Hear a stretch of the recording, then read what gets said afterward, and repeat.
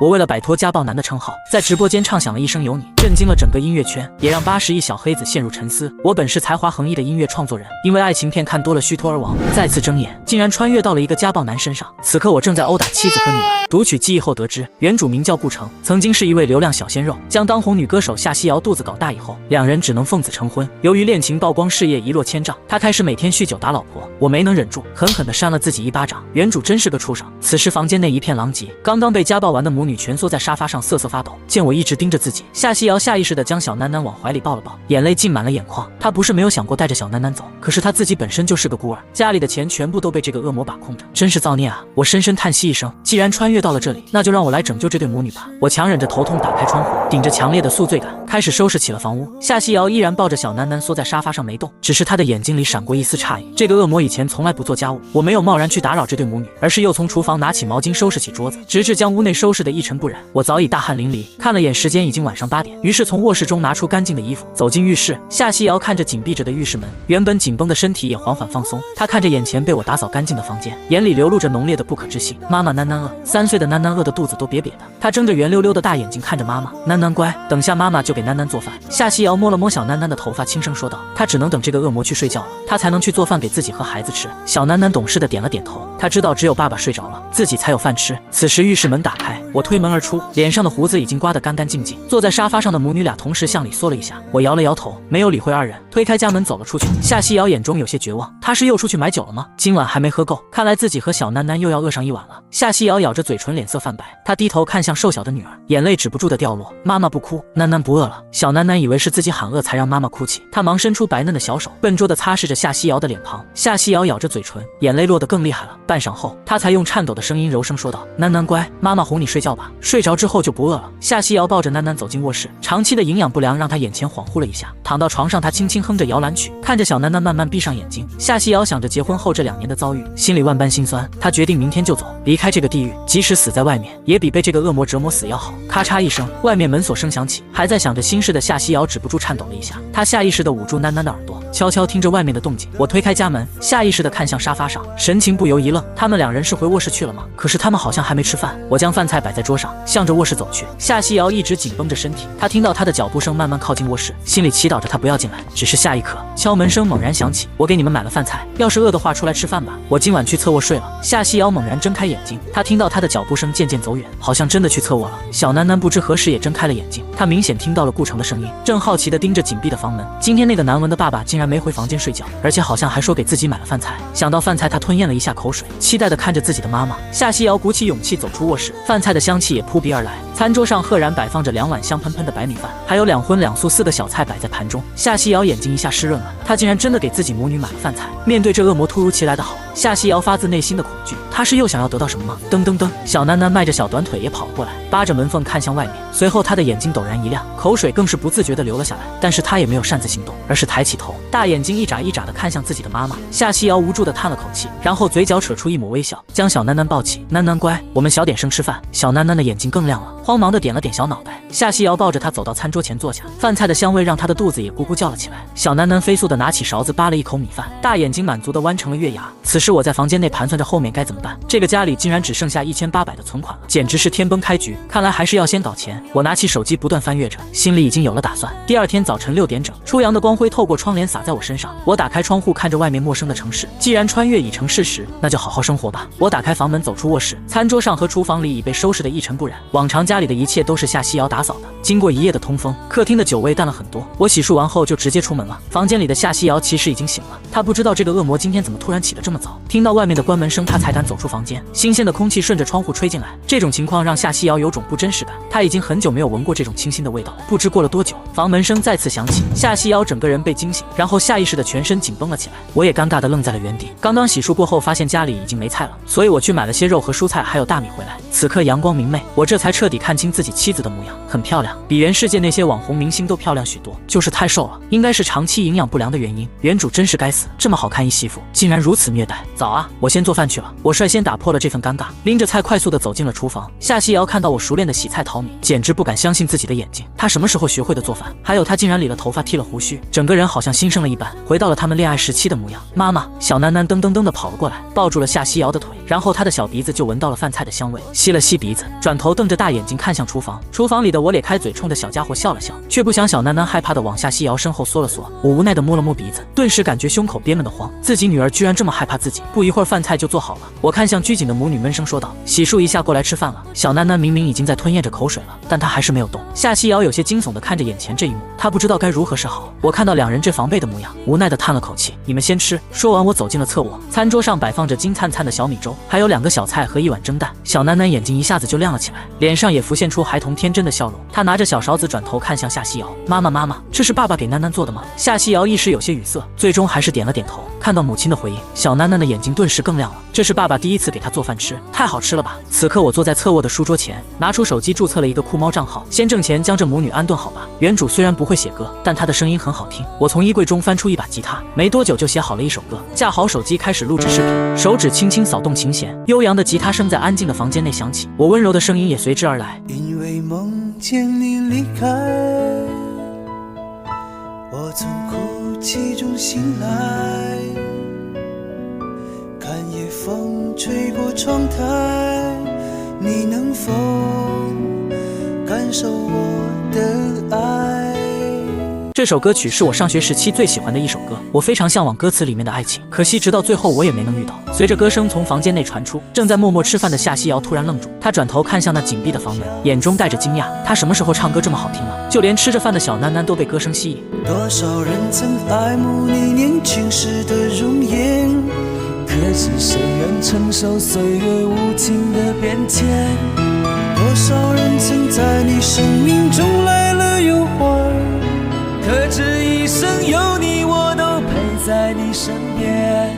听到这里，夏西瑶再也忍受不住，她的肩膀开始轻轻颤抖，眼泪更是一颗一颗的往下掉落。整整2年了，这2年她每天都担惊受怕，每天面对的都是满屋狼藉。现在我突然变得这么好，她好怕这是一场梦。妈妈不哭，囡囡给你呼呼。小囡囡以为妈妈身上又疼了，她一边帮夏西瑶擦着眼泪，一边扬起小脸扒开夏西瑶的衣领吹气。只见夏西瑶的后背上布满了伤痕。歌曲已经结束，我将录好的视频传到网上，接下来就等着看市场的反应吧。将吉他放回衣柜，然后摸了摸饿得瘪瘪的肚子，不知道这娘俩吃完了没？好饿啊！我轻轻推开房门，正巧看到夏西瑶抱着小囡囡离开餐桌，她的眼睛红红的像是刚哭过。夏西瑶也看到了我，抱着孩子快速回到了主卧中，终于能吃上饭了。我看着桌上明显给我留下的一些饭菜，端起小米粥大口大口的旋了起来，不愧是自己的手艺，太好吃了。吃完饭我在房间里转了一圈，看了看这个家的布局，这是个2室1厅的房子，只有70平米，装修非常的简陋，没有一点家庭的气息。这时主卧的门突然被打开，一只小脑袋正好奇地打量着自己，我脸上刚刚露出笑容，小囡囡就被吓得连忙又关上了门。房间内也响起夏西瑶清脆的声音，她在哄孩子。我躺在沙发上刷了会手机，想学习一下怎么哄小孩。突然卧室门被打开，夏西瑶抱着一堆衣物走了出来，径直走进了卫生间。我突然想起自己的衣服还在洗衣机里，也快速地朝着卫生间走去。往常这个时候，我早出去和狐朋狗友喝酒去了。听到我的脚步声靠近，夏西瑶顿时心里更紧张了，身体微微颤抖。我衣服还在洗衣机里，能让我先拿出来晾一下吗？我熟悉的声音从背后响起，夏西瑶踉跄了一下，向卫生间里面缩去，小心点。我止不住又说了一句，夏西瑶这才反应过来，她这是在征求自己的意见。她眼神闪躲着不敢看我。好，你先拿。我拿起衣服晾在阳台上，然后走进了厨房准备午餐。小囡囡自己醒了过来，光着小脚丫子推开门，2只小手还在不停揉着朦胧的大眼睛。下一刻，她看到厨房里忙碌的我时，一双漂亮的大眼睛里明显亮了一下，然后她便好奇地趴在厨房门框边看着我的背影。夏西瑶晾好衣服回来就看到了这一幕，这是她很久以前做梦才会出现的场景。我依旧没有与他们娘俩同桌吃饭，饭菜端上桌后便匆匆地走出了家门。听到房门声响起，夏西瑶抱住小囡囡来到了餐桌前，依旧是2荤2素，还有已经盛好的2碗米饭和1碗蒸蛋。夏西瑶看着饭菜发呆了许久，才缓缓坐下。小家伙早已美美的吃上了蛋羹。这顿平静的午饭很快就被开门声打破，他们下意识地抬起头，就看到我拎着一大袋东西进来。小囡囡身体往夏西瑶那凑了凑，手里挖着蒸蛋的小勺子还放在口中。我走到沙发前，将手中的袋子放下，然后开口说道：“我给你买了点药膏，你记得用一下。还有我给孩子买了个玩具，我也不知道他喜不喜欢，我看别的小女娃都有，他也应该有。”夏西瑶没有回应。我说完后沉默了一下，我知道你不会相信我，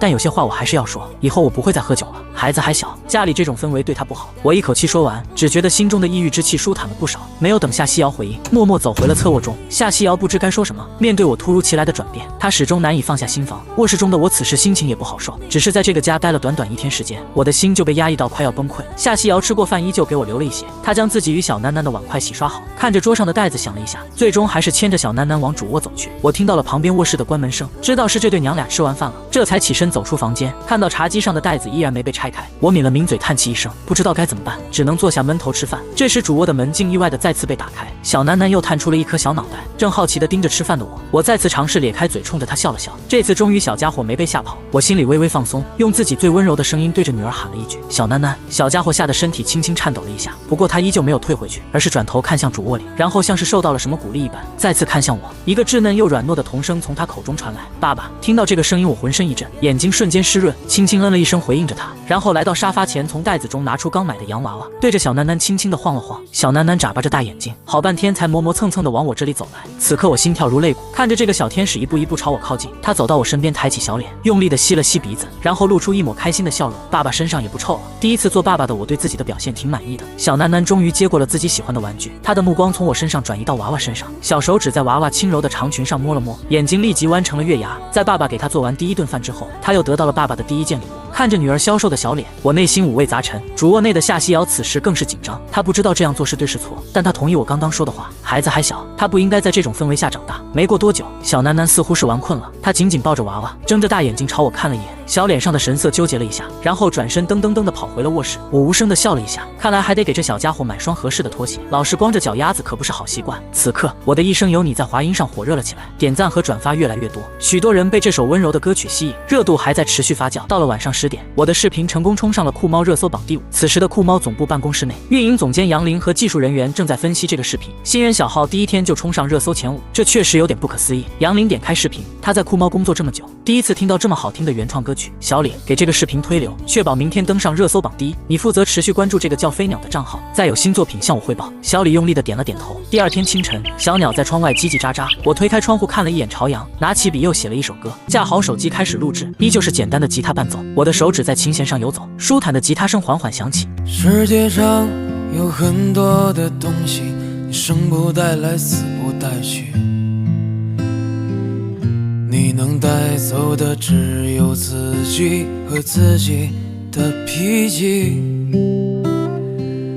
你曾拥有最美的爱情，你听过最美的旋律，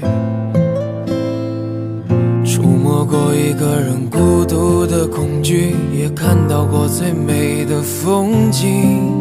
夏西瑶听到歌声彻底愣住了，又是一首新歌，这是他自己的原创吗？可是顾城什么时候唱歌这么好听了？他有点不敢相信自己的耳朵。楼下街上的行人听到歌声也停了下来，没多久就聚集了一群人，歌曲已经进入高潮。我拉高自己的声调，我跌跌撞撞奔向你，你也不能一个人离去。我们在一起说过，无论如何一起经历了风雨，平平淡淡，安安静静的老去。歌曲虽然有点悲凉，但是窗外却响起了热烈的掌声。就算穿越了时空，音乐在任何地方都可以触动心灵。夏西瑶在隔壁房间也被歌曲打动了，就连睡梦中的小囡囡也睁开了眼睛，欢快地笑了起来。一曲结束，我朝窗外的观众挥了挥手，有几个年轻的小伙子问在哪里可以听，我告诉他们我的酷猫账号叫飞鸟。一切忙完以后，我查看了一下昨天发布的视频数据，那条视频的点赞数已经突破200万，评论数也高达100多万，账号1天时间涨粉破100万，我看到都被震惊了。虽然有预感到这首歌会火，但真没想到会火成这样。我的视频成功冲上了酷猫热搜榜第5，接下来就是见证收益的时刻。我点开酷猫后台钱包，映入眼帘的收益让我咧开了嘴，流量收益就达到了30万，以后再接广告收益会更高。我瞬间松了口气，终于不用过紧巴巴的日子。我把钱提到自己的银行卡，直接冲到蓝天商场采购了一堆东西，临走时还帮夏西瑶买了一台手机。我离开家后，夏西瑶把家里上上下下收拾了一遍，家里早已没了酒气，新鲜的空气让她感觉很舒服。小囡囡趴在沙发上玩着洋娃娃，她这2天开心到飞起，这在以前是夏西瑶想都不敢想的。看着玩得欢快的小囡囡，夏西瑶的嘴角不自觉地翘起了一个小弧度。这种日子真好。咔嚓一声，门开了，小楠楠飞快地爬起来，抱着洋娃娃钻进夏西瑶的怀里。我带着一群师傅往里面搬东西，慢点慢点，别刮到了。夏西瑶有些慌乱，她快速地抱起小楠楠，想回到卧室中，目光却忍不住好奇地向门外看去。他们正搬着一个云朵沙发进客厅，在看到夏西瑶时，我眼睛明显一亮，脸上带着欢快的喜色。麻烦能帮我倒几杯热水吗？一会忙完让师傅们歇歇脚。好，我这就去倒。长时间没与外人接触的夏西瑶有些不知所措，但她也很快反应了过来，抱着小楠楠快步走进厨房。我与师傅们将采购来的新沙发搬进屋内，又将原来老旧的沙发搬了出去，然后是电视、冰箱、滤纸。没过多久，家里的面貌顿时焕然一新，散发出一副生机勃勃的样子。夏西瑶眼里的神色从震惊到不可置信，她抱着小楠楠的双手不知不觉更加用力。小楠楠脸上浮现委屈，小嘴也瘪了下来。妈妈坏，抱疼我了。好在夏西瑶很快反应过来，面带歉意的亲了亲小楠楠的脸蛋。此时我正与师傅们讨价还价，淘汰下来的旧家具最后被我以800块钱的价格全部卖了出去。夏西瑶听着有些肉疼，那些家具虽说老旧了一点，但卖800实在亏太多了。不过她现在更好奇的是，我哪来的这么多钱？75寸超高清的液晶电视，1.8米的立柜式空调，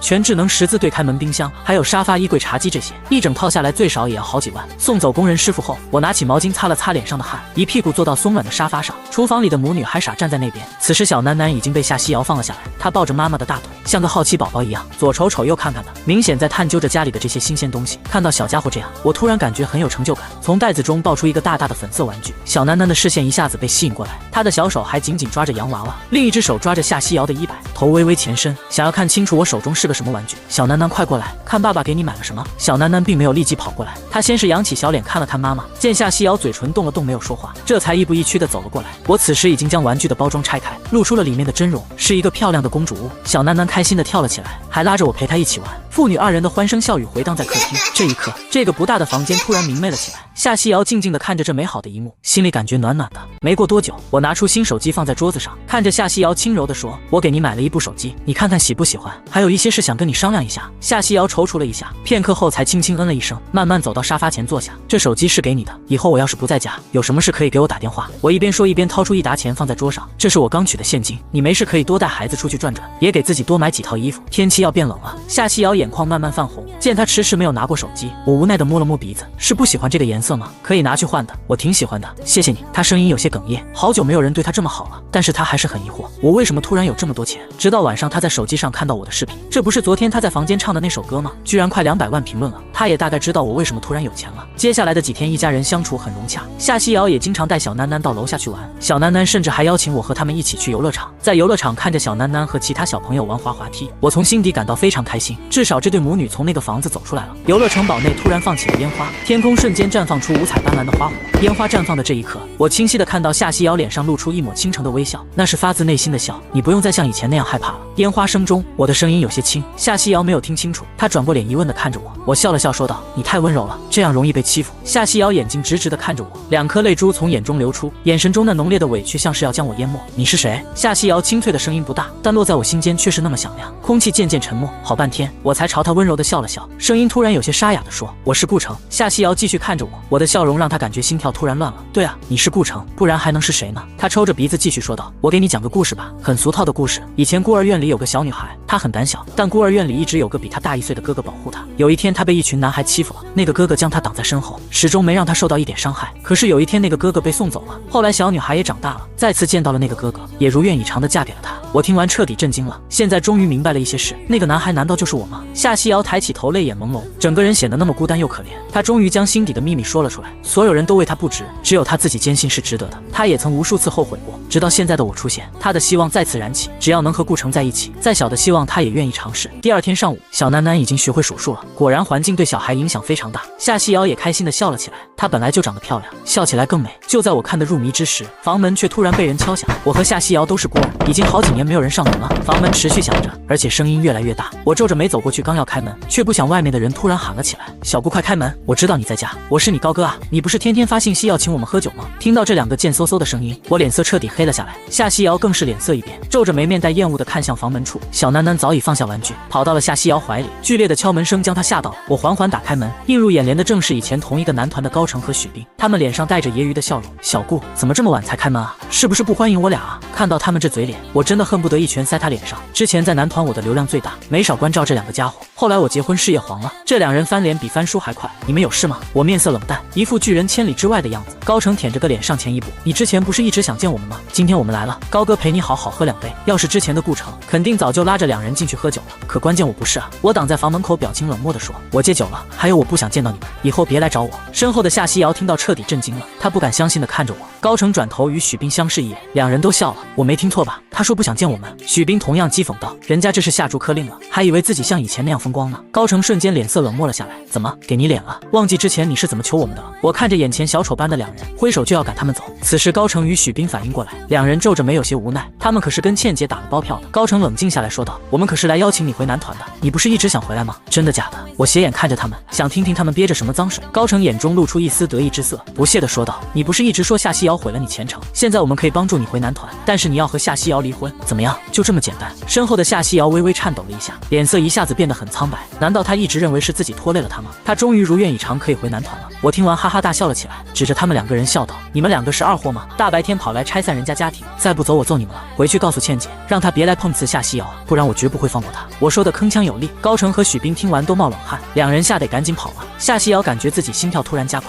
泪水在眼眶中闪烁。那个小时候保护她的顾城回来了吗？我回头冲他哈哈一笑：“不用害怕，他们走了，以后不敢再来了。”我说的很轻松，好像回男团对我来说完全不值一文。看着我若无其事的陪小囡囡玩玩具，夏西瑶幸福的笑了。她转身回厨房准备午饭，家里又恢复了之前的温馨。高成和许冰回到公司，被刘倩狠狠地骂了一顿，这让两人更加痛恨顾城。傍晚时分，夏西瑶带着小囡囡出门买菜了。独自在家的我接到了杨林的电话：“飞鸟先生，我是鹰海娱乐的杨部长，你在平台发布的2首歌我们非常认可，我们想请您帮忙写1首歌，可以吗？”鹰海娱乐在整个华夏都是数1数2的大公司，我没有多想，当然可以。杨林听完非常开心，他很喜欢我唱的2首歌，这边需要你过来一趟魔都，具体的事宜我们可以见面聊。杨林说话非常诚恳，我最近也没啥事情，于是爽快的答应了。没过多久，夏西瑶买完菜回来就开始做饭，我躺在沙发上居然直接睡着了。小囡囡走到沙发前，轻轻地依偎在我的怀里，梦中我只觉得有只小猫一直在蹭自己的脸，那软软的小掌揉在脸上非常舒服。爸爸吃饭了。我睁开眼睛，看到小囡囡乐呵呵地冲着自己笑，饭菜的香味从餐厅飘了过来。我来到餐桌前，桌上摆着3菜1汤，看起来非常诱人。其实夏西瑶的厨艺比我高多了。吃完饭后，我拿出1沓钱给夏西瑶，我明天要出去一趟，暂时不知道几天能回来，这些钱你和囡囡拿着用。夏西瑶听到心里咯噔一下，在想是不是和今天上门的2个人有关，她还是想要回男团吗？正在犹豫要不要问时，小囡囡先开口了：“爸爸要去哪里啊？”我笑着说：“爸爸去帮别人写首歌，很快就回来的。”第2天中午，我乘坐的航班已经到达魔都。魔都是一个寸土寸金的地方，大多数娱乐公司都伫立在这，这里的明星遍地走，网红多如狗。从机场刚出来，杨林就举着牌子在门口，牌子上写着大大的飞鸟2个字。我快步走上前对他挥了挥手：“你是杨部长吗？我叫顾城，网名飞鸟，抱歉让你久等了。”杨林眼中闪过一丝诧异之色，他没想到我这么年轻，而且长着一张明星脸，要是能签约那该多好。我也是刚到没多久，飞鸟先生居然这么年轻。杨林脸上带着职业微笑，因为刚好是饭点，所以他直接开车带我去了一家高档餐厅。一番接触下来，他发现我竟然能跟上话题，侃侃而谈，一点都不像其他的小年轻一样腼腆，这让杨林不由又高看了一眼。顾先生，你有没有意向签约鹰海娱乐？我思索了一会，当明星实在太累了，上辈子就一直在帮公司挣钱，这辈子我想躺平当咸鱼。抱歉杨部长，我暂时没有签约的打算，不过我可以给您推荐一位歌手，他唱歌非常好听。我说的就是夏西瑶，我听过夏西瑶唱歌哄小囡囡睡觉，非常好听，而且我知道夏西瑶其实很喜欢唱歌。杨林明显有些失望，但还是客套的问：“顾先生推荐的是哪一位呢？他出道了没有？”我神色也认真起来，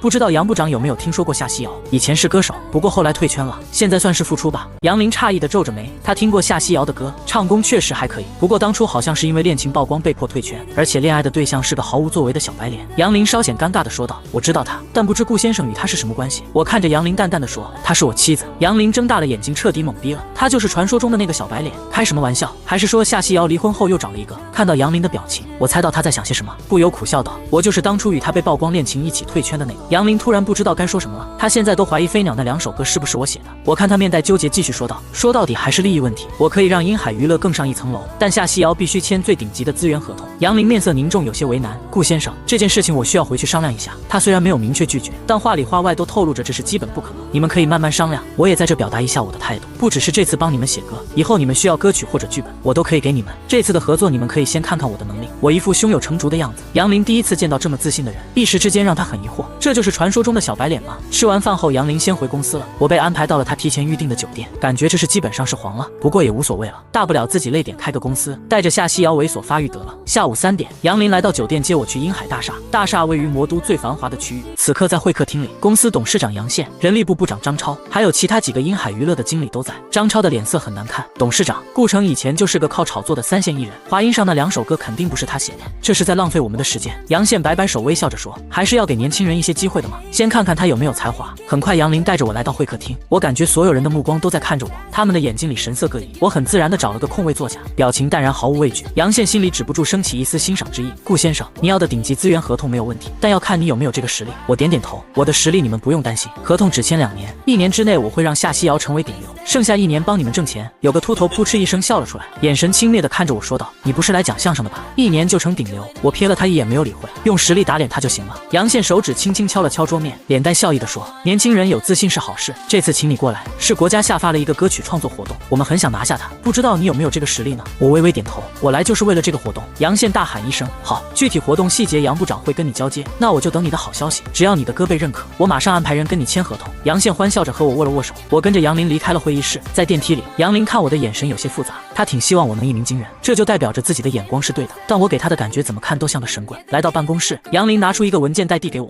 这是活动的资料，只有3天时间给你创作，希望你能成功。我打开文件袋，映入眼帘的是一个大大的标题，平凡的英雄。看到这几个大字，我神色立马严肃起来，原来是国家在征集歌曲，以平凡的英雄为主题，来弘扬华国之文化，树立社会新风气。文件下面还有几张照片，第1张是医生护士们在辛苦工作，第2张是消防员在紧急救火，第3张是缉毒警出任务的背影图。类似的照片还有很多，我看的内心微微颤抖，这才是华国的灵魂呐！就算鹰海娱乐没答应我的条件，我也会将这首歌写下来，只为照片上的这些英雄。杨林在一旁严肃地说，震撼吧，我要是会写歌我都想自己写了。偌大个鹰海娱乐居然拿不出一个满意的作品。我笑着说道，放心吧，3天内给你们一个满意的答复。说完，我将文件带回了酒店，趴在书桌上开始思考，脑海里有许多贴合主题的歌曲，思索许久，最后定下了只要平凡。我提笔谱写着曲子，脑海里回想着照片上的画面，很快一首歌曲就写好了。第2天上午，我打车来到鹰海娱乐，杨林在办公室忙碌着，突然看到我过来，他很是惊讶，大哥，你不抓紧时间写歌，怎么跑到我这里来了？已经写完了。我笑了笑，将歌曲递了过去。杨林一脸诧异地看着我，开什么玩笑，1个晚上就写好了？你不会是随便糊弄一下吧？杨林接过稿纸看了起来，曲子他看不太懂，但是歌词看上去写得挺好，你能唱给我听一下吗？我想听听唱出来的效果。我点了点头，给我一把吉他就行。杨林立马安排秘书去拿吉他，随后又将其他人叫到了会客厅。所有人都不相信1晚上能写出好歌，就连杨宪都微微皱眉，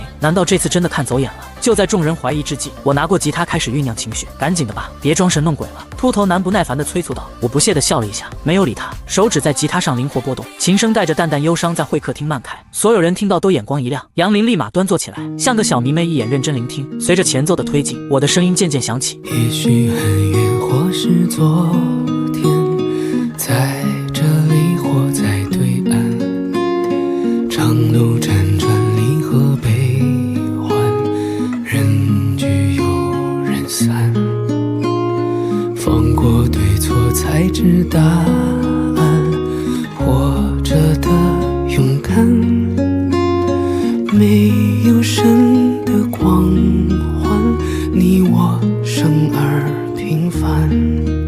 我的神色认真虔诚，像是在诉说一些平凡而又让人难忘的事。夏日的阳光从窗边照射进来，照在我的脸上，这场景让杨林恍惚间好像从黑暗中看到一束光，照耀进人间。在心碎中认清遗憾，生命漫长也短暂，跳动心脏长出藤蔓，愿为险而战，跌入灰暗坠入深渊，沾满泥土的脸，没有神的光环，握紧手中的平凡，此心此生无憾，生命的火已点燃。就是这个感觉。杨宪此刻非常的激动，这首歌完美的诠释了他的想法。他终于明白什么叫差距，也理解昨天我为什么敢那么嚣张。我的确有嚣张的资本。其他人都被歌声震撼到了，就连光头男都红了眼眶。这首歌完美的表达了凡人们不畏艰险，将生命的火点燃，创造奇迹。一曲结束，所有人还沉浸在歌声中不可自拔，直至我轻轻咳嗽了2声，大家才恍然回过神来。这首歌不知道行不行？我故作谦虚地问道。太可以了，顾小友，真没想到你给我们这么大一个惊喜。杨宪笑得都合不拢嘴。会议厅所有人都齐刷刷的鼓掌。随后杨宪和我签了一个意向协议，只要歌曲被选上，那之前谈好的合作就会立马开展。忙完以后我准备回家，但杨林让我先等2天出结果，后续还会有些文件要签署，而且歌曲制作上可能也还需要我协助，我只能先回酒店。但感觉心里顿时空落落的。刚到酒店，夏西瑶的电话就打了进来，电话那头传来小囡囡的声音：喂，是爸爸吗？即便看不见小囡囡的样子，但我脸上依旧充满了笑容。是爸爸。囡囡这是想爸爸了吗？此时的家里，小囡囡双手捧着手机，窝在夏西瑶怀里，甜甜的说道：是妈妈想爸爸了。爸爸你什么时候回来啊？夏西瑶俏脸立即爬上红晕，无奈的白了小家伙一眼，自己可没说过这话。我听完一愣，偷偷笑着说：那你跟妈妈说，爸爸还要再过2天才能回去。小囡囡听完明显有些不高兴，在电话里哼哼唧唧的。电话挂断以后，我又接到了一个陌生的电话，是老顾吗？我是陈峰啊。我飞速的梳理了一下原主的记忆，陈峰应该是以前上大学时的死党，两人毕业之后各奔东西。原主参加了男团选秀，而陈峰被迫回家继承了他家的小超市。陈峰大学学的是动画制作，他的梦想一直是做动漫，记得当时还和家里闹腾了一阵子。是疯子啊，好久不见。我笑着开口问道。陈峰算是我唯一的真心朋友，你小子结婚后什么情况？电话也不接，信息也不回，是瞧不上兄弟我了吗？电话那头陈峰的责备声传来，语气中明显还带着关心。我鼻子一酸，赶紧道歉，之前是我不好，以后见面请你吃饭赔罪，我想留住这个唯一的好朋友。谁知陈峰哈哈大笑起来，你说的啊，那不用等以后了，就今天吧，兄弟我来江城了。陈峰的语气非常兴奋，疯子不是我不想请你，我现在不在江城，来魔都办事要过2天才能回去。我面带尴尬，没想到陈峰跑江城扑了个空。不行不行，我现在就飞魔都，你这一顿肯定跑不了，我好不容易从家里出来一趟。陈峰效率是真的高，挂断电话立马订机票飞魔都，下午5点多就到了。我早早的在楼下迎接，一辆出租车停在酒店门口，从车上下来2人，一个微胖的男生就是陈峰了，另外一个2次元打扮的女孩是他女朋友，名字叫阮晴。2人一顿寒暄过后就准备去吃饭，陈峰嘴上说着要狠狠宰一顿，却拉着我找了个路边烧烤摊子。3人坐下后，陈峰喊着老板点串，我却发现阮晴似乎有些不乐意，于是拍了拍陈峰的肩膀说道：疯子，要不换一家？你不是要宰我吗？这里能宰多少？没想到陈峰竟鄙视的瞥了瞥，咋了？看不上路边摊了？大学时候不是常来，今天就在这里不醉不归。我只能苦笑，好心当做驴肝肺。陈峰还是那么直来直往的，一杯啤酒下肚，我笑着问道：你家里怎么舍得把你放出来了？陈峰一脸得意的说道：我不是回去继承家里的小超市吗？回去后我才发现，那哪是什么小超市，是全国连锁超市。你说气不气人？家里瞒了我这么久，到最后我才知道，我他妈竟然是个富二代。我一脸震惊，当初在大学这货可没少蹭我的饭，没想到现在摇身一变成了富二代，这个世界真奇妙。我竖起了大拇指，还是你牛叉。陈峰接着说道：我在江城那边开了个工作室，你要不要过来跟我一起干？我忙摆手拒绝，等夏西瑶出去工作了，我还要带孩子呢，我只想当个咸鱼。陈峰一脸震惊，你这是要做小白脸吃软饭啊？我直接被呛到了，剧烈咳嗽了几下。谁说当奶爸就是吃软饭？你这说的太难听了。陈峰见状一脸的不可理解。我们一边吃着烤串，一边回忆着大学里的欢乐时光。时间很快来到晚上11点，我住的那个酒店还有房间，我带你们去办入住吧。陈峰和阮晴同时点头，我们3人便打道回府。路上阮晴不知在接谁打来的电话，她走到一边，声音压得很小，我听不清她在讲什么。过了好一会才结束通话。陈峰扭头奇怪地问：谁啊？王军打来的，说工作室那边有点问题。阮晴回答道：啥问题？陈峰面色有些紧张，明显很重视这个工作室，就一些设备上的问题已经处理好了，我们继续走吧。陈峰这才松了口气，转过头继续和我聊起来。这个工作室可操了我不少心呢，前期在家里做稿就熬了我小半年时间。我点了点头鼓励道：放心吧疯子，我觉得你这次肯定能成功。不过这个王军是谁啊？我的合伙人，也是个做动漫的，我在一个动漫节上认识阮晴和他，当时聊得挺投机。我听完一脸诧异，所以一个变成了女朋友，一个变成了合伙人。陈峰听完哈哈大笑，是的，所以说我还是挺幸运的吧。我没有说话，而是看向阮晴，此刻他一脸平静。其实我心里挺疑惑的，为什么大半夜的合伙人不是打给陈峰，而是打给阮晴？但是这些话不能随便乱说，反正就感觉这个阮晴好像有点问题。我们回到酒店，没想到他们竟然要了2间房。陈峰脸色也涨红了起来，他将我拉到一边，吞吞吐吐地说：小晴她是个传统的人，没结婚所以不能同房。我懂。我给了陈峰一个了解的眼神，你和她交往多久了？陈峰稍稍想了一下，快2年了。小晴是个好女孩，开工作室也是他给了我很大的鼓励。我拍了拍陈峰的肩膀，语重心长地说：“疯子，以后看事情细心点。”他点点头说道：“你就放心吧，这次的动漫我可是翻来覆去看了好多遍，确认没问题的。”我彻底无语，这简直是驴头不对马嘴。算了，反正他开心就行了，我们就各自回房休息了。第二天一早，陈峰和阮晴就飞江城了，好像工作室出了点问题。这次接触下来，我更加确定陈峰这个朋友可交。我一个人没事就到处逛了逛。中午的时候接到杨林的电话，歌曲被酷猫选中了。杨林语气非常激动，说是酷猫那边准备拍摄一个 MV， 需要我去现场指导一下。酷猫可是国家直辖的，我好好洗漱了一番。杨林已经开车在楼下等，黑色的奔驰在马路上疾驰，穿梭在摩登繁华的街道。没过多久就到达了酷猫大厦，这可是所有明星梦寐以求的地方。杨林带着我走进大厦，立马有一众人迎了上来，为首的是一个头发花白的老人，但看起来依旧神采奕奕，后面跟着一群40岁左右的中年人，这让场面稍微有些尴尬。一众大叔大爷竟然来迎接2个小年轻。林爷爷，你怎么亲自下来了？让我爸知道又要骂我了。杨林快步走上前去，拉着老人的手撒娇，这个举动让我吓了一跳。御姐撒娇，神仙也顶不住啊！果然，为首的老人脸上绽放出笑容。林丫头，你爸还敢骂你？你不揍他，他就该烧高香了。杨林罕见的脸红了起来。这位就是顾小友吧？我是负责这次 MV 的导演林国栋。老爷子好，我是顾城。一阵寒暄后，众人来到录音室。由于还没有确定主唱，林国栋让我先录个 demo 给大家听一下。我走到钢琴前坐下，手指开始在琴键上游走，音乐如潮水般慢慢流淌。进入工作状态的我格外认真。林国栋见此点点头，这才是纯粹的音乐人吗？也许很远，或是昨天，在这里或在对岸，长路辗转离合悲欢，人聚又人散，放过对错才知答案，活着的勇敢，没有神的光环，你我生而平凡。林国栋才听了一句，他的眼睛就陡然睁大，这就是他想要呈现的模样。其他人听了都觉得不可思议，歌曲传递出来比他们想象的还要震撼。歌曲逐渐到了尾声，林国栋此时已经双目微红，他以前是个军人，更能感受到歌词所表达的意义。一曲结束，所有人都情不自禁地鼓起了掌，林国栋更是激动上前握住我的手，小顾啊，就是这个感觉，我觉得主唱不需要选人了，就你上吧。我被夸得脸都红了，但还是诚恳地对林国栋说，林爷爷，我推荐让孩子们来唱这首歌，孩子的声音更加清脆空灵，而且由祖国的花朵来歌颂无名的英雄，更能深入人心。林国栋听完不由瞪大了双眼，绝了，这家伙真是音乐鬼才啊！其他人一听突然感觉醍醐灌顶，不可置信地看向我。选了那么久的主唱一句话就解决了。林国栋还想邀请我加入酷猫，我也委婉地拒绝了。好不容易穿越过来，真不想让自己搞得太累。事情忙完以后，我和杨林从酷猫大厦出来，外面竟然下起了绵绵细雨。顾城，你是不是该请我吃顿饭？与酷猫共创，你要发财了。杨林罕见地俏皮了一下，这个御姐越来越没有御姐的样子，你一个酷猫大小姐还要宰我这个平头老百姓，好意思吗你？我挑挑眉嘲笑道，但还是没能逃掉这顿饭，让杨林美滋滋地蹭了一顿大餐。吃完，杨林将一个文件袋递过来，这是你要的合同，公司已经签字盖章了，只要夏西瑶签字就立马生效。我接过合同看了一下，滨海娱乐还是很讲信用，2年的顶级合同以及最大程度的自由。事情办完了，我准备回江城，杨林将我送到机场，但他感觉好像不太开心的样子，明明刚刚才蹭了一顿大餐。顾城，我就不送你进去了，还有点事先走了。杨林一脚油门，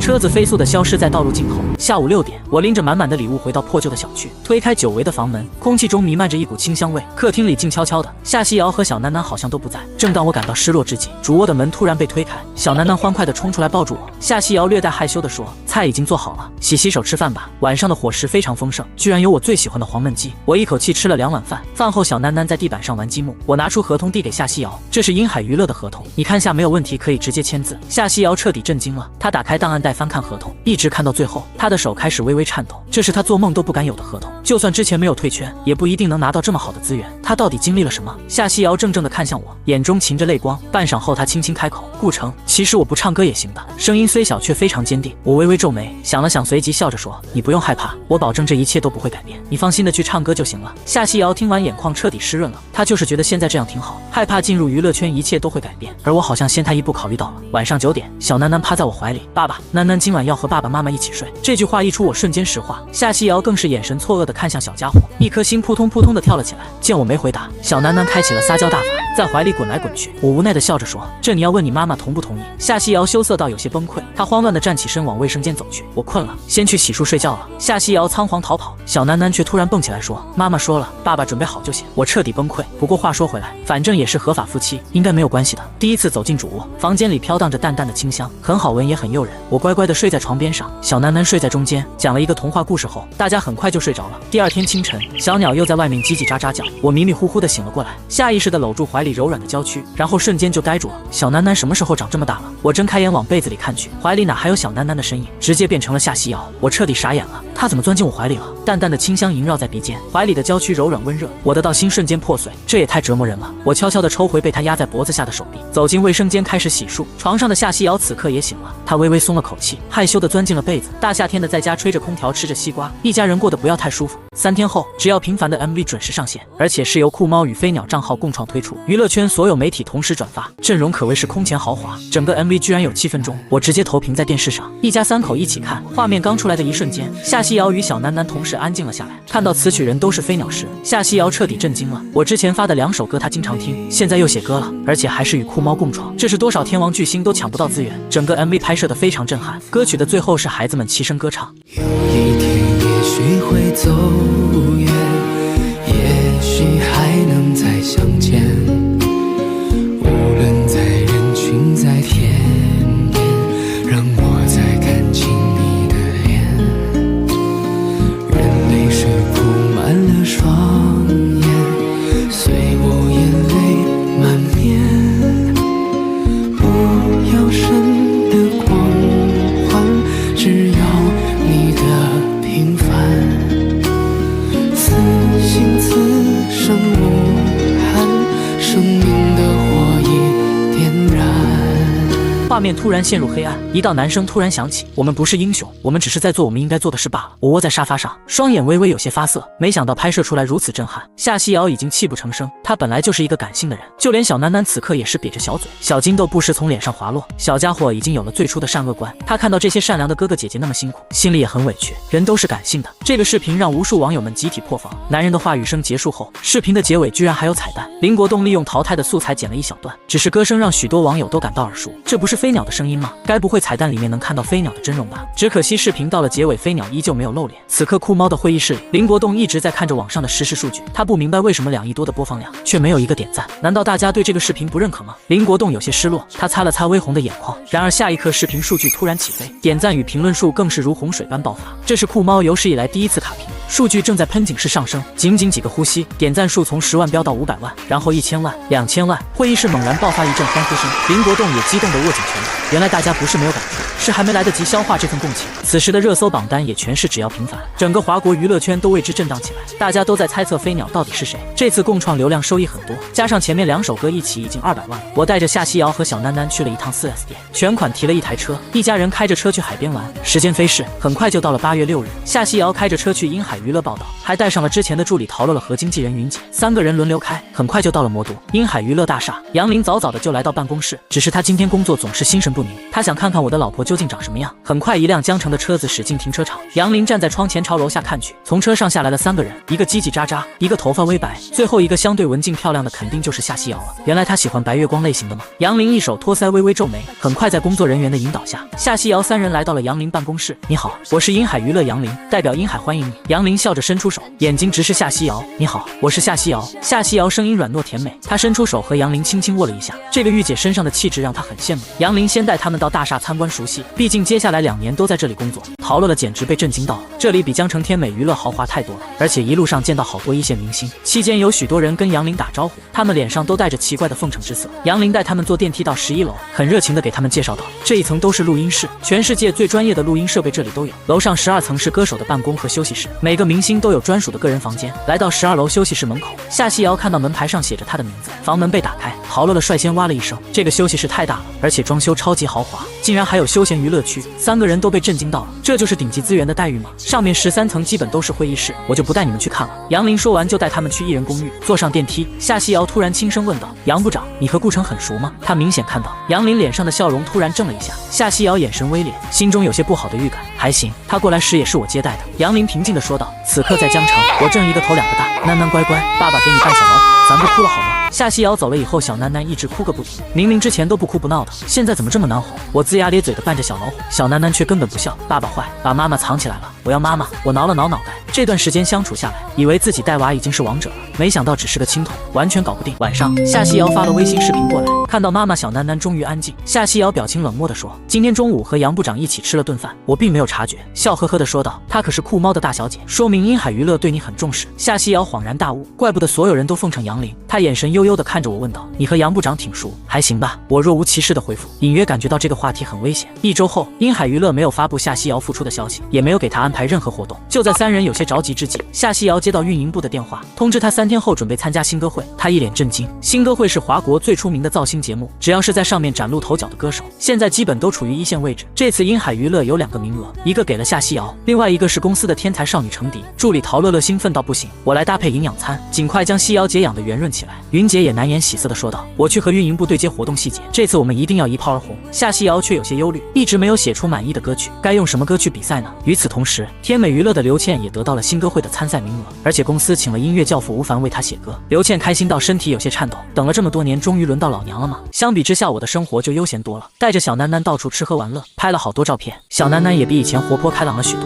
我还教会了小楠楠好多儿歌，这些歌曲都是来自另外一个世界。只要平凡 MV 的热度一直不减，飞鸟账号粉丝都已经5000多万了，我现在完全不担心收入问题，随便接条广告都几十万。最近还有一个热度很高的就是新歌会了，历届新歌会都是以全程直播的形式进行，总共16名选手参赛，2对决优胜劣汰，决赛还可以邀请驻唱嘉宾。夏西瑶简直快要崩溃了，她感觉自己快要抓住那个旋律了，可是每次都差一点。她也在犹豫要不要请我帮忙。助理陶乐乐看她一直熬夜，就偷偷的给我发了微信，我只回了2个字：小事。下午，我将窗户打开，一阵清凉的微风吹来，楼下小区内一对情侣正在分别，男孩拖着大行李箱满脸不舍，女孩泪眼朦胧依依惜别。见到这一幕，我忽然想起一句话：爱意随风起，风止意难平。他们现在离别，男孩在归来，2人还会在一起吗？可男孩总是要去外面的世界看一看的。想到这，我嘴角上扬，提笔在曲稿纸上写下起风了，青春为弦，爱意为风。半个小时后，我将歌曲发给了夏西瑶，她疑惑地点开微信，一个大大的标题映入她的眼帘：起风了。看完歌词与曲谱，她感觉心跳微微加速。她现在终于明白网上那些评论的含金量，什么叫飞鸟出品必属精品，这首歌质量太高了。她脑子里到底藏了多少东西？夏西瑶眼眶微红地回了2个字：谢谢。接下来的2天，她一直泡在录音室练歌，还遇到了一同参加新歌会的程迪。程迪长得非常甜美可爱，说话大方得体，一看就是来自豪门贵族。云姐也没闲着，她将夏西瑶的微博重新捡起，发布了一篇复出声明：大家好，我是夏西瑶，明天我将在新歌会重新起航，希望大家以后可以多多关照。微博的粉丝数也就几万个，大多还是僵尸粉，所以声明发出来并没有掀起什么风浪。8月15号，魔都体育馆新歌会正式开启。这次新歌会的导演任超很忧虑，因为只要平凡 MV 一直霸占着热搜，可惜联系不到飞鸟，若是能让他来当导师，那流量岂不爆炸？此时的我带着小楠楠在体育馆排队，直接来到魔都给夏西瑶加油。小楠楠在怀里也很兴奋，她知道今天就要见到妈妈，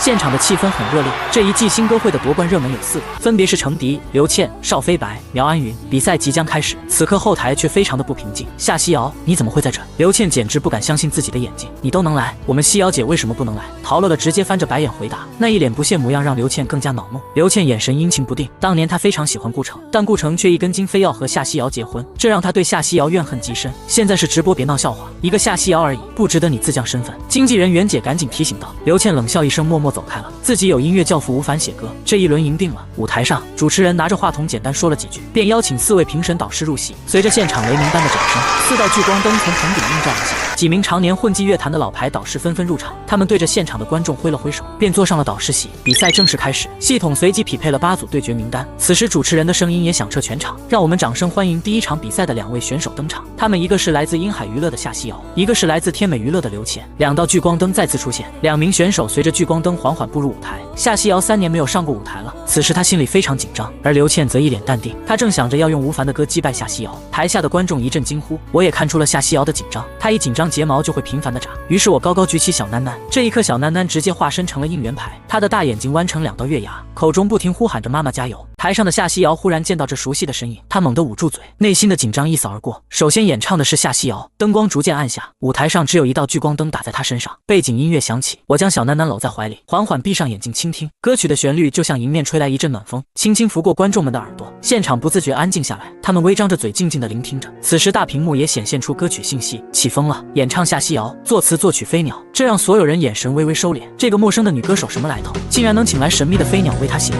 所有人都不约而同地竖起耳朵，他们现在迫切地想听听飞鸟的新歌。后台的刘倩一脸的不可置信，她的手开始不停颤抖。歌曲前奏很简单，却牢牢地抓住观众的耳朵，夏西瑶的歌声也随之而来。这一路上走走停停，顺着少年飘流的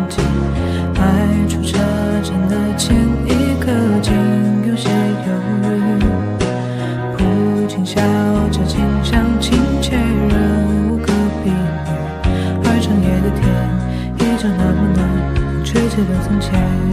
现场变得极其安静，观众们随着音乐仿佛回到了青春岁月。夏曦瑶此时已经彻底沉浸在歌声中，这首歌她练了无数次，这一次她最投入，因为两个对她最为重要的人就在台下。从前初识这世间，万般流连，看着天边死在眼前，也甘愿赴汤蹈火去走它一遍。如今走过这世间，万般流连，翻过岁月不同侧脸，猝不及防闯入你的笑颜。又是一首神仙歌曲，现场观众和直播间的网友都被震惊了。此刻他们的脑海里如幻灯片一般闪烁翻涌，无数张熟悉又陌生的脸翻滚而过，最后定格在一个人的笑脸上，那是他们青春中最难忘的人。原来这就是起风了，刮起的是他们那早已埋藏在心底名为青春的风。歌声还在继续。我曾难自拔于世界之大，也沉溺于其中梦话，不得真假，不做挣扎，不惧笑话。我曾将青春翻涌成她，也曾直接弹出盛夏，心之所动，且就随缘去吧。逆着光行纵任风吹雨打。偌大的体育场中鸦雀无声，所有人都随着歌曲陷入了回忆。舞台后方的刘倩一屁股坐到地上，面如死灰。她知道自己已经输了。经纪人袁姐站在旁边，一脸迷茫，到底谁才是音乐教父啊？吴凡写给刘倩的歌她听过，确实也很好听，但是和这首起风了相比，简直连提鞋都不配。评委席上的导师也被这首歌感染到，此刻他们都隐隐有些羡慕起夏曦瑶来。当初要是有这么一首歌为他们铺路，他们指不定早就成为天王天后了。从前初识这世间，万般流连，看着天边死在眼前，也甘愿赴汤蹈火去走它一遍。如今走过这世间，万般流连，翻过岁月不同侧脸，猝不及防闯入你的笑颜。我曾难自拔于世界之大，也沉溺于其中梦话，不得真假，不做挣扎，不惧笑话。我曾将青春翻涌成她，也曾直接弹出盛夏，心之所动，且就随缘去吧。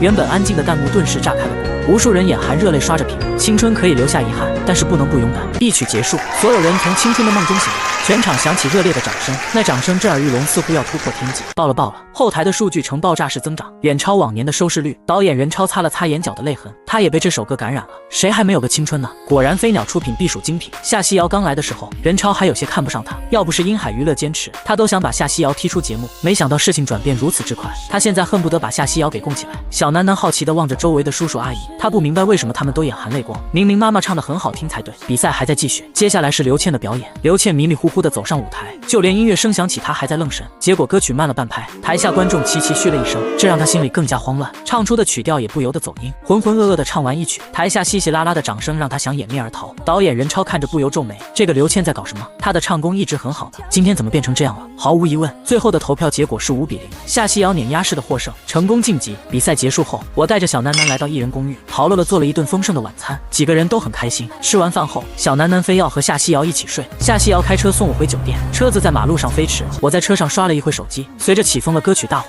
夏曦瑶也成功登上热搜，而且她以前的新闻也被拔了出来。果然互联网是有记忆的，网上也呈现了2极分化，一部分成功被夏曦瑶圈粉，另一部分认为又是一次炒作，开始无脑黑。英海娱乐终于下场说话了，恭喜我私夏曦瑶成功晋级，希望大家以后能多多支持她，下一场依旧会演唱飞鸟的歌曲，敬请期待。这则通告一出，网上顿时一片哗然，英海娱乐的声明立马登上了热搜榜1，就连起风了都只能屈居第2，而新歌会只能可怜兮兮的在榜3。很快车子来到酒店楼下，我转过头看向夏曦瑶说道：“赶紧回去吧，路上小心点。”夏曦瑶低着头没有答应，而是把安全带解开，推开门先一步下了车。我心中一动，这是什么意思啊？我可是家暴男，他不会不长记性吧？夏曦瑶一声不吭地跟着我进入酒店。打开房门，我先走了进去，他紧随其后将房门关上。房间里只剩2人的呼吸声。我无奈地笑了笑，主动拉起了他的手，温润的小手握在手中很舒服。此时手机响起，我打开一看是杨林的短信，问我是不是来魔都了。我没有回复，径直走到卫生间洗了一个冷水脸，这才彻底冷静下来。从卫生间出来，夏西瑶此时愣愣地站在房间，有些害羞。走吧，我送你下去。他猛地抬起头，一脸的不可置信。我伸出手摸了摸他的头，赶紧走吧，再不走今晚就走不了了。夏西瑶的脸一下子就红了，她害羞地问：你不想吗？我一脸坏笑地说：你说呢？不过这种事情要两厢情愿才行，等我们都准备好了再说吧。说完，我打开房门开始赶人，他这才急匆匆地走出去，一直将他送到楼下，看着他上车。第二天早上，我刚起床就发现了一条奇怪的热搜：夏西瑶婚外情，出轨神秘歌手飞鸟。帖子里信誓旦旦描述了夏西瑶如何利用美色勾引飞鸟，所以飞鸟才会为他写歌。这个帖子不少营销号转载，很快就冲上了热搜榜前10。随着事件的发酵，夏西瑶的酷猫和微博也遭到了攻击，评论区彻底沦陷。我说怎么能拿到飞鸟的歌？原来是靠卖肉啊！飞鸟也不是什么好东西，只能说狼狈为奸。我刚刚才粉上飞鸟，怎么这么快就塌房了？各种谩骂在评论里出现。夏西瑶失眠了一晚上，她满脑子都是我拉她手的场景，结果一大早就看到自己被网暴了，手不自觉抖了一下。不过这种子虚乌有的事情她并不担心，但是顾城一直都是匿名发歌，说明他并不想让别人知道，所以此时他不能曝光顾城的身份。广大的网友们还在等着正主出来解释，结果他们等了好久。夏西瑶只在微博更新了4个字：清者自清。此时江城天美娱乐大厦，刘倩笑得很开心。虽然从魔都回来被公司臭骂了一顿，但看到夏西瑶被网暴，她还是忍不住笑。经纪人袁姐在一旁彻底无奈，她只感觉眼前这女人已经疯了。刘倩，你知不知道自己在做什么？你这是在诬陷，如果飞鸟追究起来，你就彻底完了。刘倩不满地瞥了他一眼，冷哼了一声笑道：我怎么诬陷了？谁知道他俩到底有没有事？夏西瑶凭什么能拿到飞鸟的歌？这里面绝对有问题。袁姐闭上眼睛，彻底无话可说。此刻酒店中，我坐在沙发上看手机，皱着眉在想怎么澄清。杨林的电话打了过来，我不由得有些诧异，只能接听。杨部长今天怎么有空给我这个闲人打电话啊？杨林一听顿时火大，没好气地说道：你竟然还有脸说你是闲人？热搜都快被你承包了，你是不是来魔都了？怎么不回我信息？我挠了挠头，想想好像也是，调皮地说道：昨天刚到魔都，你急匆匆地找我什么事啊？杨林咬咬牙，彻底无语了。没有事就不能打电话了吗？他调整了一下态度说道：夏西瑶都被黑成那样了，你还坐得住？我微微皱眉，本来不想曝光自己的，这下也没办法了。我叹了口气说道：这件事情我来解决，一会我会发个澄清视频，滨海娱乐配合说明一下就行了。杨林听到有些心酸，他能感觉到我并不想让大家知道自己，但这次的事件发酵实在太大，就算动用酷猫的力量去掩盖也做不到。你什么时候回江城？中午有时间一起吃个饭吗？杨林问得很干脆，明明是私人请吃饭，他的语气却说的好像有公事一般。我也察觉到了一丝不对劲，索性见面说清楚吧，别到时候耽误了人家小姑娘。好，我先录个视频，一会你来酒店接我吧。电话挂断后，我看了一眼手机，夏西瑶出轨事件还在发酵。此时在天美娱乐，刘倩还在幸灾乐祸，但是她怎么也想不到打脸会来得这么快。飞鸟账号有5000多万酷猫粉丝，视频一经发出，直接在网上炸锅了，根本不需要推流。许多网友匆匆点开视频观看，没想到神秘的飞鸟这么帅，爱了爱了。可接下来的话却让网友们感觉到了1万点暴击。大家好，我是飞鸟，也叫顾城。很多人质疑我为什么要给夏西瑶写歌，我在此郑重声明，我和夏西瑶是合法夫妻。针对网上的各种造谣，我已经收集了相关证据并报警，造谣者很快就会受到惩罚。谢谢大家。大家都没想到飞鸟就是顾城，离了大谱了，搞半天居然是个乌龙。这个视频疯狂传播，我的铁粉这时候也全部站了出来。他喵的，看看谁还敢造谣！我就说飞鸟不可能是这样的人，上学的时候就很喜欢顾城，没想到他居然这么有才。滨海娱乐也立马发布了通知，封禁了一大批诬陷造谣的酷猫号。夏西瑶塌房事件就这么轻易解决了。随着我的身份曝光，宠妻狂魔的词条也冲上了热搜榜1。魔都艺人公寓中，夏西瑶还在抱着小囡囡看动画片，陶乐乐脸上洋溢着明媚的笑容，整个人都显得异常激动。西瑶姐，你快看，顾城他发澄清视频了。夏西瑶接过手机，点开视频，我的声音从听筒里传出，小囡囡也好奇地凑上来，睁着大眼睛使劲瞅着，是爸爸的声音。夏西瑶看完后很是惊讶，她没想到我居然会如此保护她。我忙完后来到酒店楼下，杨林已经在楼下等候，他换了一辆红色小跑车，要不要试一下？杨林把车钥匙递了过来，钥匙上挂着一个可爱的小公仔。我接过钥匙，随着一声巨大的轰鸣声，跑车弹射而出，车子疾驰在宽广的道路上。这一刻我感觉好像来到了秋名山，果然每个男人都有一个赛车梦。车速越来越快，杨林有些紧张地抓住安全带。很快车子来到凯瑟琳广场，两人都不约而同地笑了。来到一家高档餐厅，杨林选了一个靠窗的位置，我看着窗外微微有些出神。和杨林在一起让我感觉内心很放松，没有任何的压力。此时江城天美娱乐大厦，刘倩将一只咖啡杯狠狠地摔在地上。怎么可能？飞鸟怎么会是顾城那个小白脸？经纪人袁姐看着破碎的咖啡杯摇了摇头，她无奈地说道：滨海娱乐已经发来律师函了，这件事情影响太大，公司让你暂时休息一段时间。刘倩咬着牙恶狠狠地盯着手机，顾城你藏得可真深啊！夏西瑶的眼光是真好，怪不得当年要和我抢。袁姐，我不服，明明是我先看上顾城的。袁姐只是微微瞥了他一眼，你有什么不服的？这就是命，公司让你休息，你应该懂吧？他们早就抛弃你了。刘倩眼泪突然流了下来，她无力的哽咽道：为什么？凭什么我的命就这么差？袁姐叹了口气，安慰道：听姐一句劝，你长得也有几分姿色，赶紧找个老实人嫁了吧，别折腾了。刘倩冷笑一声，眼神突然变得凶狠起来。既然我得不到，那我就毁了他。袁姐看着突然露出鬼笑的刘倩，眉头又皱了起来。你还想干什么？刘倩没有说话，她找到了高成和许冰，三个人开始酝酿一个阴谋。新歌会的规则非常残酷，第一期16进8直接淘汰8位选手，下一期8进4也将淘汰4位，剩下的选手只会越来越强。好在我已经提前为夏曦瑶写好了歌曲，夏曦瑶难得轻松的陪小囡囡在艺人公寓玩，还是和家人在一起让她最开心。此时此刻，我和杨林在餐厅谈笑风生，我都没想到和杨林居然有那么多共同话题。突然我发现周围的人对我指指点点的，表情非常怪异。杨林打开手机一看，一个关于我的大黑料再次上了热搜。看完以后，他眼神瞬间收缩起来。怎么了？我一脸好奇地问。杨林眉头紧皱，连拿手机的手都有些慌乱。你是不是得罪什么人了？怎么老是追着你不放？原来是高成和许冰纷纷发了视频，他们和我以前是同一个男团的，现在跳出来指控我是家暴男。这两个视频一经发布，立马引爆全网，网友们今天可开心了，连续剧都没这么精彩。顾城是家暴男，立马上了热搜。我看完视频后面如死灰，一句话都没有说。杨林连忙安慰道：你不用放在心上，现在网络环境就这样，这些营销号为了流量就会胡说八道。我长长的叹了一口气，大脑一片空白，出来混迟早要嗨。我笑了笑，认真的对杨林说：他们说的都是真的，我以前很混蛋，你先走吧，这顿饭算我请你。杨林眼眸深处闪过一丝难受，他最痛恨的就是家暴男，但还是强压怒火说道：这其中肯定有什么误会，你应该澄清一下，在我心里你是一个好人。我低着头不想再说话。高成的视频后面还有一段电话录音，这已经是实锤了。杨林将我送回了酒店，回到房间后我缩在被子里，不想见任何人。网络上出现铺天盖地的谩骂，老子真是瞎了眼，才会喜欢这种人。听到录音我吐了，真没想到他这么变态，这种人渣赶紧滚出娱乐圈。我实在不知道该怎么解释，因为这些事都实实在在发生过。夏曦瑶曾经受到的伤害，如今也算是平冤昭雪。此刻的艺人公寓，夏曦瑶面带焦急，一遍又一遍地拨打我的电话，但是一个都没有接。她让陶乐乐先照顾小囡囡，直接开车来到酒店找我。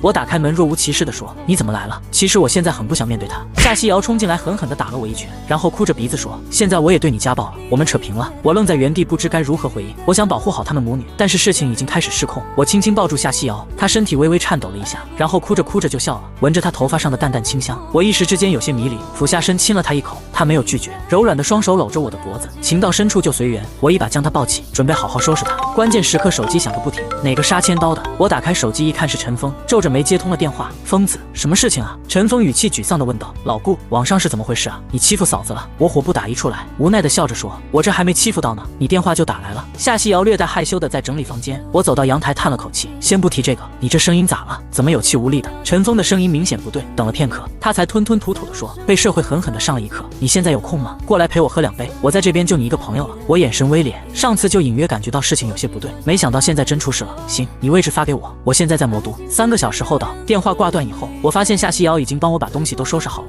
我走上前又深深地吻了她一口，别担心，天塌下来有我呢。她害羞地点了点头。我直接坐飞机飞江城，小囡囡就先和夏曦瑶一起住，有陶乐乐帮忙照顾也没问题。到达江城后，我打了一辆出租车，来到一栋商业大楼，陈峰的工作室就在第6层。我打开门走进去，窗户紧闭，满屋子酒味，遍地都是啤酒罐，这和我刚穿越过来的那个场景很像。陈峰瘫坐在沙发上，举着一罐啤酒干喝。我先是一把将窗户打开，让外面新鲜的空气流通起来。陈峰打了个酒嗝，眼神颓废且迷离。来了，好兄弟，也只有你不会抛弃我了。我找了张凳子坐下，说吧，是何等重大的打击，让你这样乐观的人都一蹶不振？陈峰沉默了片刻，将罐中的啤酒一饮而尽，一脸悲痛地说：我实在是想不通，我对他那么好，他为什么要背叛我？陈峰咬牙说道，随手又抄起一罐啤酒，这对狗男女，我是真没想到。老顾，你是不是早就猜到了？我耸耸肩，也拿起一罐啤酒，冷笑一声说道：当初我只是怀疑，这是你的个人感情问题，我不好擅自插手。陈峰表情有些凝固，半天后才苦笑一声：他们早就里应外合，将工作室架空，我的设计没了，钱也没了，就连女朋友也没了。我心里叹了口气，只能默默陪着他。陈峰又喝了2口，突然转过头来说：我还没问你呢，你现在是怎么回事啊？我无奈的苦笑一声，这件事说来话长，我前2年也是个混蛋，都过去了，我们属于同是天涯沦落人。陈峰点点头，也没多问，又大口喝了一罐啤酒，突然嗡的一声哭了起来。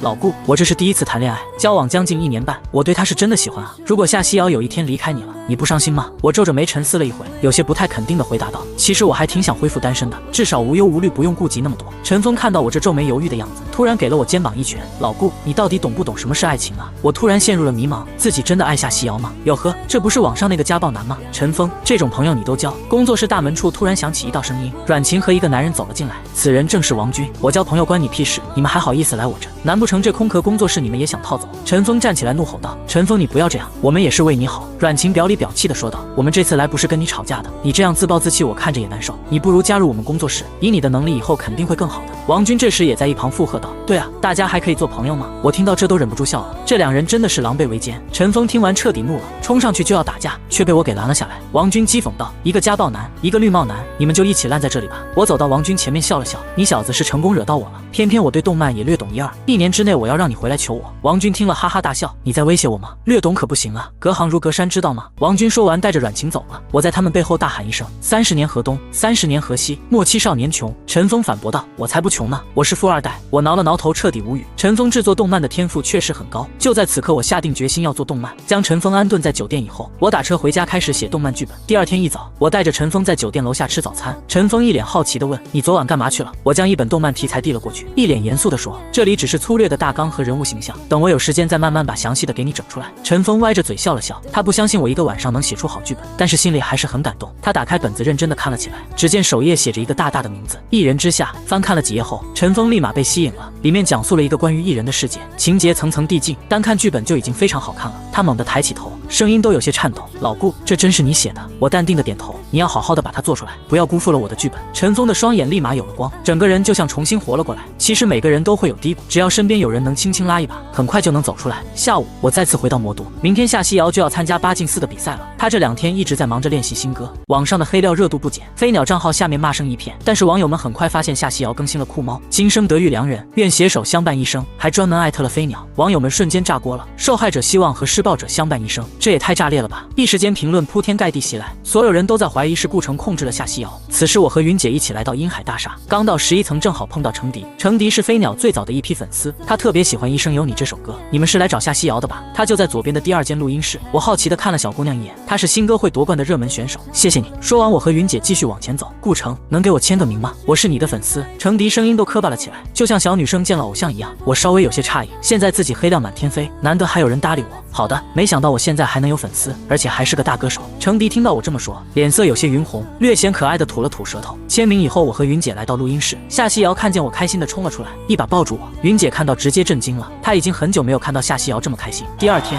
新歌会第2期比赛如约而至，晚上8点，各大平台同步直播，无数弹幕覆盖全屏。导演任超看到笑得合不拢嘴，不管夏西瑶是黑是红，只要能带动新歌会的热度就行。魔都体育馆内已经人山人海，主持人陈雪儿身穿盛装缓缓走上舞台，先介绍了8位参赛选手和比赛规则，然后是4位导师隆重登场。在观众们的欢呼声中，第1场比赛是程迪和天美娱乐的另一名歌手。程迪的嗓音非常甜美，唱功也非常强，最后取得了胜利。第2场是夏西瑶对战邵飞白，邵飞白也是夺冠大热门，依旧是夏西瑶先行上场，她俏生生地站在舞台上，仿佛像是一个充满青春活力的小姑娘。夏西瑶第一时间找到了我的位置，只要看到我，她心里就很踏实。此时台下有观众大喊：“夏西瑶，你真的喜欢顾城吗？是不是他在胁迫你？”夏西瑶握紧话筒，眸子带笑的回答：“喜欢，我非常喜欢顾城，他很好。”观众们一下子彻底沉默了，说话可以撒谎，但是眼中的笑意与幸福是伪装不了的。此时音乐声缓缓响起，大屏幕上出现了歌曲信息：勇气，演唱夏西瑶，作词作曲顾城。观众们不自觉地沉浸在音乐中，跟着音乐的旋律慢慢体会着。夏西瑶此时也举起话筒，目光依旧看着我。这首歌她就是想要唱给顾城听。随着前奏的推进，夏西瑶的声音轻轻响起：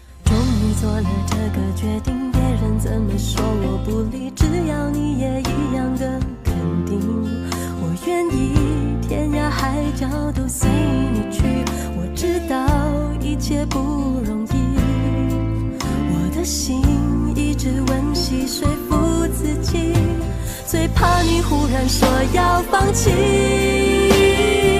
现场和直播间的观众彻底懵逼了，这他喵是赤裸裸的告白吧？不是说他被家暴吗？怎么还撒狗粮呢？此刻高成与许斌也在看直播，他们脸色铁青，就像吃了死老鼠一样难受。刘倩看到这一幕直接到心破碎，这个世界已经扭曲到她看不懂了。舞台上夏西瑶的演唱还在继续。爱真的需要勇气来面对流言蜚语，只要你一个眼神肯定，我的爱就有意义。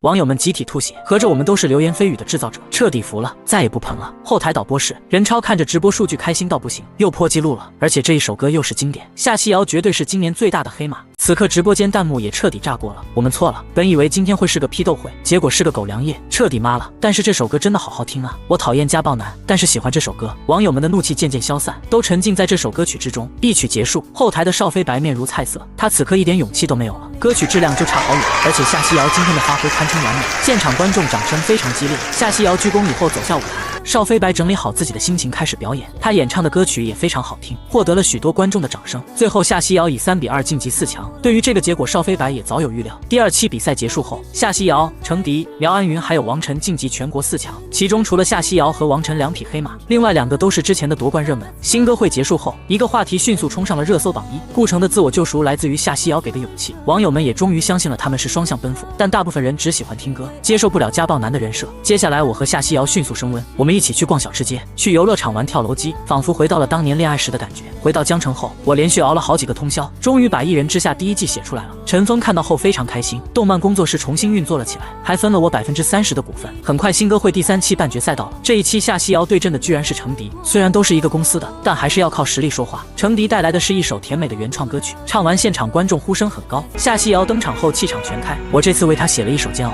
随着音乐响起，现场慢慢安静下来，夏曦瑶拿起话筒开始演唱。早知道你只是飞鸟，拥抱后手中只剩下羽毛，当初你又何必浪费那么多咖啡和玫瑰来打扰。这首歌曲前面音调有点低，网友们都替夏曦瑶捏了一把汗。程迪这次可是放出了大杀器，这种程度的歌曲可赢不下来。导演任超皱了皱眉，这首歌有点太平了，不适合竞技舞台。舞台上夏曦瑶还在深情演唱，歌曲也慢慢来到了高潮。在陷得太深的海底，我也只剩下我自己能依靠，心一跳，爱就开始煎熬，每一分每一秒，我在想，我伤成会有多好，将思念不要吵。现场和直播间的网友惊呆了，这首歌也太好听了吧！听完有一种酣畅淋漓的感觉，而且夏曦瑶的高音听着也很舒服。一曲结束，现场4位导师都站起来鼓掌，无论是歌曲质量还是演唱都无可挑剔。现场很多感性的观众已经流出了眼泪，直播间的弹幕也已经彻底炸锅了。太好听了吧！我好喜欢这首歌，虽然不喜欢顾城，彻底被飞鸟圈粉了，好想听一下男生唱会怎样。最后夏曦瑶以4比1的优势晋级决赛。第2场苗安云对战王晨，2个人发挥都很出色，最后苗安云以3比2险胜。第3期结束以后，新歌会的热度达到了顶点，因为第4期是总决赛，可以邀请帮唱嘉宾，苗安云请到了音乐教父吴凡，而夏曦瑶直接邀请了我，所以这次总决赛意义非凡，也是一代音乐教父吴凡和创作天才顾城的比拼，到底是新王登基还是老王续写他的传奇？这个词条直接登上了热搜榜1，双方粉丝们也在网上闹得不可开交，火药味十足。陈峰的动漫制作进度非常快，他发了几个动态分镜给我看，我看了质量做得非常高，到时候一播出绝对要大爆。很快，新歌会总决赛终于到了，这次的场馆直接容纳了10万观众，堪比天王巨星演唱会。4位导师也充满期待，这一场对决一定会十分精彩。直播间人数直接冲到了6000万，导演任超都直接傻眼了，一次又一次的刷新纪录。主持人陈雪儿缓缓走上舞台，欢迎大家来到新歌会决赛的现场，我是主持人陈雪儿。随着主持人的一段精彩互动，比赛也正式开始。随着音乐声响起，一道聚光灯猛然打在苗安云和吴凡身上，他们的表情略显悲苦。正在观众不解之际，大屏幕上出现了歌曲信息：癌变，演唱苗安云、吴凡，作词作曲吴凡。原来这是一首描写癌症患者的歌，那种悲惨被歌词体现的淋漓尽致。歌曲到达中段，音乐声陡然变换，变得低沉又恐怖，恰好体现了患者此时精神已经崩溃。不得不说，吴凡的确有2把刷子，只是歌曲演唱到最后，苗安云哼哼唧唧的像在做法一样，许多观众皱着眉头不太理解，导演任超也是一脸疑惑。不过好在收视率并没有下降。一曲结束，苗安云和吴凡缓缓退下舞台，网上的争议很大，有人说这首歌到后面是个败笔，有人说那才是升华。比赛还在继续，舞台上灯光已经彻底暗下，迎着一束聚光灯，夏曦瑶和我缓缓走上舞台，音乐声音渐渐响起，大屏幕上出现了歌曲信息：不该，演唱夏曦瑶顾城，作词作曲顾城，又是一首原创新歌。不过看歌词好像很普通啊。就在观众们疑惑之际，我的声音率先响起：假装我们还在一块，我真的演不出来，还是不习惯你不在，这身份转变太快。简简单单4句歌词，带着一种淡淡的忧伤，听着非常舒服。紧接着夏曦瑶的歌声响起，画面里不需要旁白，却谁都看得出来，是我情绪用了上来，想哭却一片空白。夏曦瑶的声音充满韵味，也许是因为我在舞台上，所以她唱得非常深情。许多 CP 粉已经彻底破防，这两人终于在舞台上合体了，也太好听了吧！此时直播间的人数还在上涨，导演任超眉开眼笑，果然夏曦瑶和顾城就是收视率的保障。歌曲渐渐来到高潮，夏曦瑶和我面对面开始深情对唱。你还是住在我的回忆里不出来，让我们微笑离开，让故事留下来。分手后爱依然在，却有了就应该花开。缘若尽了就不该再重来，你依旧住在我的回忆里不出来。我离开，将你的手交给下个最爱，就这样固执等待，反而生命一种伤害。彼此紧握的手松开，去拥抱更多未来。观众们彻底惊呆了，他们从来没有听过这么好听的合唱。4位导师也是满脸羡慕，原来歌曲还可以这么写，好想唱一首飞鸟写的歌。比赛现场瞬间变成了演唱会，10万人荧光棒轻轻挥舞，就像一片璀璨的星空。弹幕此刻彻底炸锅，这首歌也太好听了，我要下载下来循环播放，耳朵都要怀孕了。飞鸟出品必属精品，这对 CP 太好磕了吧！直播间的人数冲到了1个亿，导演任超再也坐不住了，这已经打破业界收视纪录，简直太恐怖了。一曲结束，台下观众彻底疯狂，欢呼声、掌声震耳欲聋，似乎要掀翻整个场馆，全场都在呐喊夏曦瑶和顾城的名字，呐喊声足足持续了10分钟，主持人这才走上舞台，这简直太炸裂了。4位导师彻底被震撼了，纷纷给夏曦瑶投票，这已经顾不上人情世故了。最终夏曦瑶5比0获得总冠军。吴凡在后台看到这个结果，一脸的不服气，他反手就在酷猫发了一条动态：我的歌曲是高级的，平庸的人听不懂。这条动态很快登上了热搜，引发了双方粉丝强烈对抗。苗安云倒是输得心服口服，刚刚那首不该他也被震撼到了。这一场盛宴让所有人沉醉其中，导演任超叹息一声，擦了擦眼角的泪水。江山代有才人出，一代新人换旧人啊！随着新歌会的结束，夏曦瑶夺冠的消息霸榜热搜，英海娱乐连夜开会，增加对夏曦瑶资源的投入。晚上11点，我在酒店刚刚准备入睡，房门突然被敲响，这么晚了会是谁呢？自己在魔都也没有什么朋友，房门打开居然是夏曦瑶。夏曦瑶小脸微红站在门口，我一脸诧异的问：你不是在艺人公寓哄小囡囡睡觉吗？夏曦瑶脸上飞满红霞，害羞的说：小囡囡已经睡着了，我今晚想和你睡。说完她又轻轻的补充了一句：我已经准备好了。我无奈的笑了笑，果然女人好色起来都没男人什么事情。我搂住夏曦瑶的细腰，走进房间，又是一夜无眠。这届新歌会结束以后，整个娱乐圈的目光都聚焦在我身上，各大娱乐公司都在进行紧急会议。华国娱乐圈自从4大天王渐渐隐退之后，已经没有人能有这样规模的人气，我是第一个。但可笑的是，我一直游离在娱乐圈边缘。英海娱乐会议室，一群高层正聚精会神地看着大屏幕，上面播放的正是新歌会的回放。杨宪还依稀记得不久前，我单枪匹马闯到魔都来，问他要了一份看似不可能的顶级合同。那时候他只是觉得我有些才华，可没想到才仅仅过去2个月，华语歌坛就被我支配。最近爆火的歌全是我的。在会议室中，杨林的心情也非常复杂，他低下头苦笑，不知道自己是怎么了。此刻的盛世娱乐，所有高层都集中在会议室中，坐在首位的是董事长田心池，他扶了扶鼻梁上的金丝眼镜，笑着说：这样才有意思吗？出来个顾城，将死水一般的乐坛搅一搅，反正老子又不侧重在音乐上，影视才是咱们公司的主业。房间里其他高层们听到这话，全都哈哈大笑起来。坐在田心池左侧的一个董事立刻奉承道：“还是田董事长手段好啊，请出个天王吴凡，让所有人都看清顾城的实力。”田心池眨动着睿智的双眼，赞赏地看了他一眼。此时最难过的就是天美娱乐，这届新歌会他们公司全军覆没，会议室中也死气沉沉。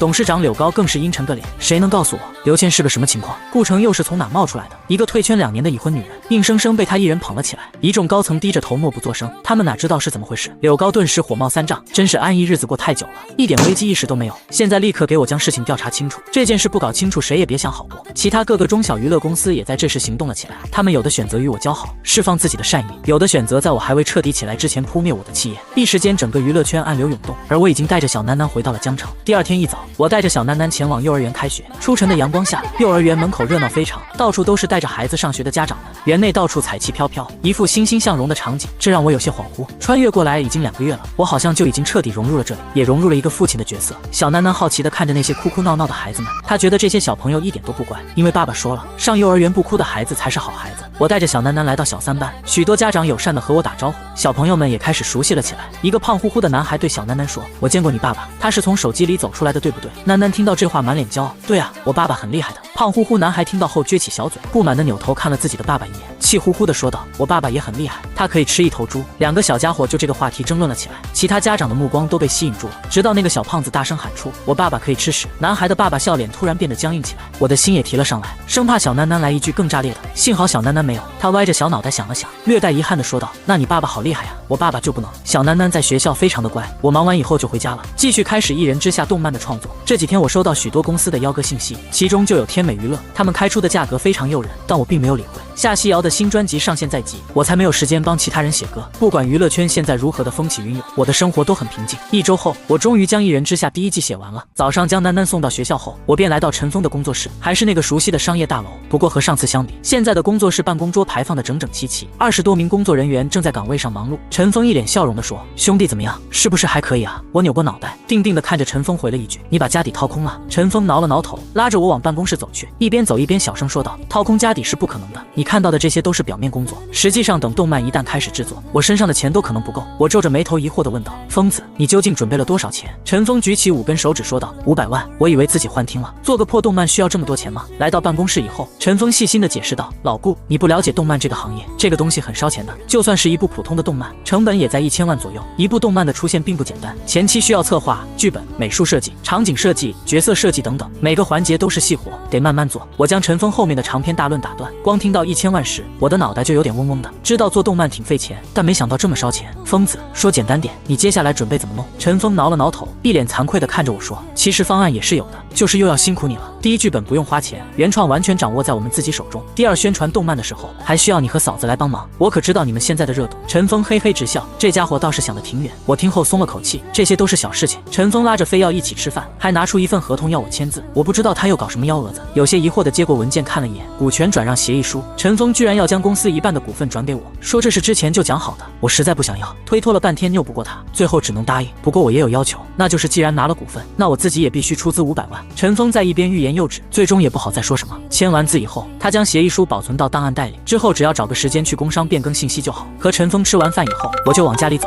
路上居然接到了酷猫林国栋的电话。我接起电话，先问候了一句：“林老爷子，中午好啊。”林国栋听到我的声音，哈哈大笑起来：“中午好啊，小顾，最近闹得挺凶啊，我在酷猫天天听到你的消息。”我一听连忙解释：“老爷子说笑了，我可是规规矩矩的在家带娃呢。”两人寒暄了几句以后，林国栋开始说正事。现在电视台要出一个励志节目，主题是鼓励当代年轻人不放弃，坚持勇敢向前，追求梦想。电话里，林国栋说到这停顿了下来，我听出了林老爷子的弦外之音，于是飞快地回答道：“林老爷子，这个节目是不是还缺首歌？合着您是找我要歌来了呗？”林国栋一听哈哈大笑，和我说明了一下事情的缘由：“你小子就是聪明，部门里那些词曲家创作出来的歌，电视台都不太满意，我这不就想到你了吗？”听着林老爷子的话，我脑海里也在快速地思索着，励志、勇敢、坚持、追求梦想、不放弃这几个关键词一出来，我瞬间就想到了一首歌，这不就是上学时候天天听的《追梦赤子心》吗？林老爷子，我有些灵感，应该没什么问题。林国栋一听喜出望外，激动地说道：“那太好了，你明天有空来一趟京都吗？只要歌曲合适，华阳肯定不会亏待你的。”我有些心动，可自己还要照顾小囡囡，于是推脱道：“林老爷子，我这边真去不了京都，现在在家带孩子呢，您看这样行吗？我晚上将曲谱和歌词写下来传给您，再录一段小样发给您，您先试听一下看看行不行？”林国栋皱了皱眉答应了，他只是不太理解，我明明大好的前途，为什么非要在家带娃呢？下午3点，回到家中的我半躺在沙发上，闭着眼睛细细地回忆《追梦赤子心》的旋律和伴奏。既然是华央需要的，那那肯定不能有任何瑕疵。想了很久，我才开始取出纸笔谱写，一直到下午4点多，我将创作好的歌曲收起，匆匆出门接娃放学。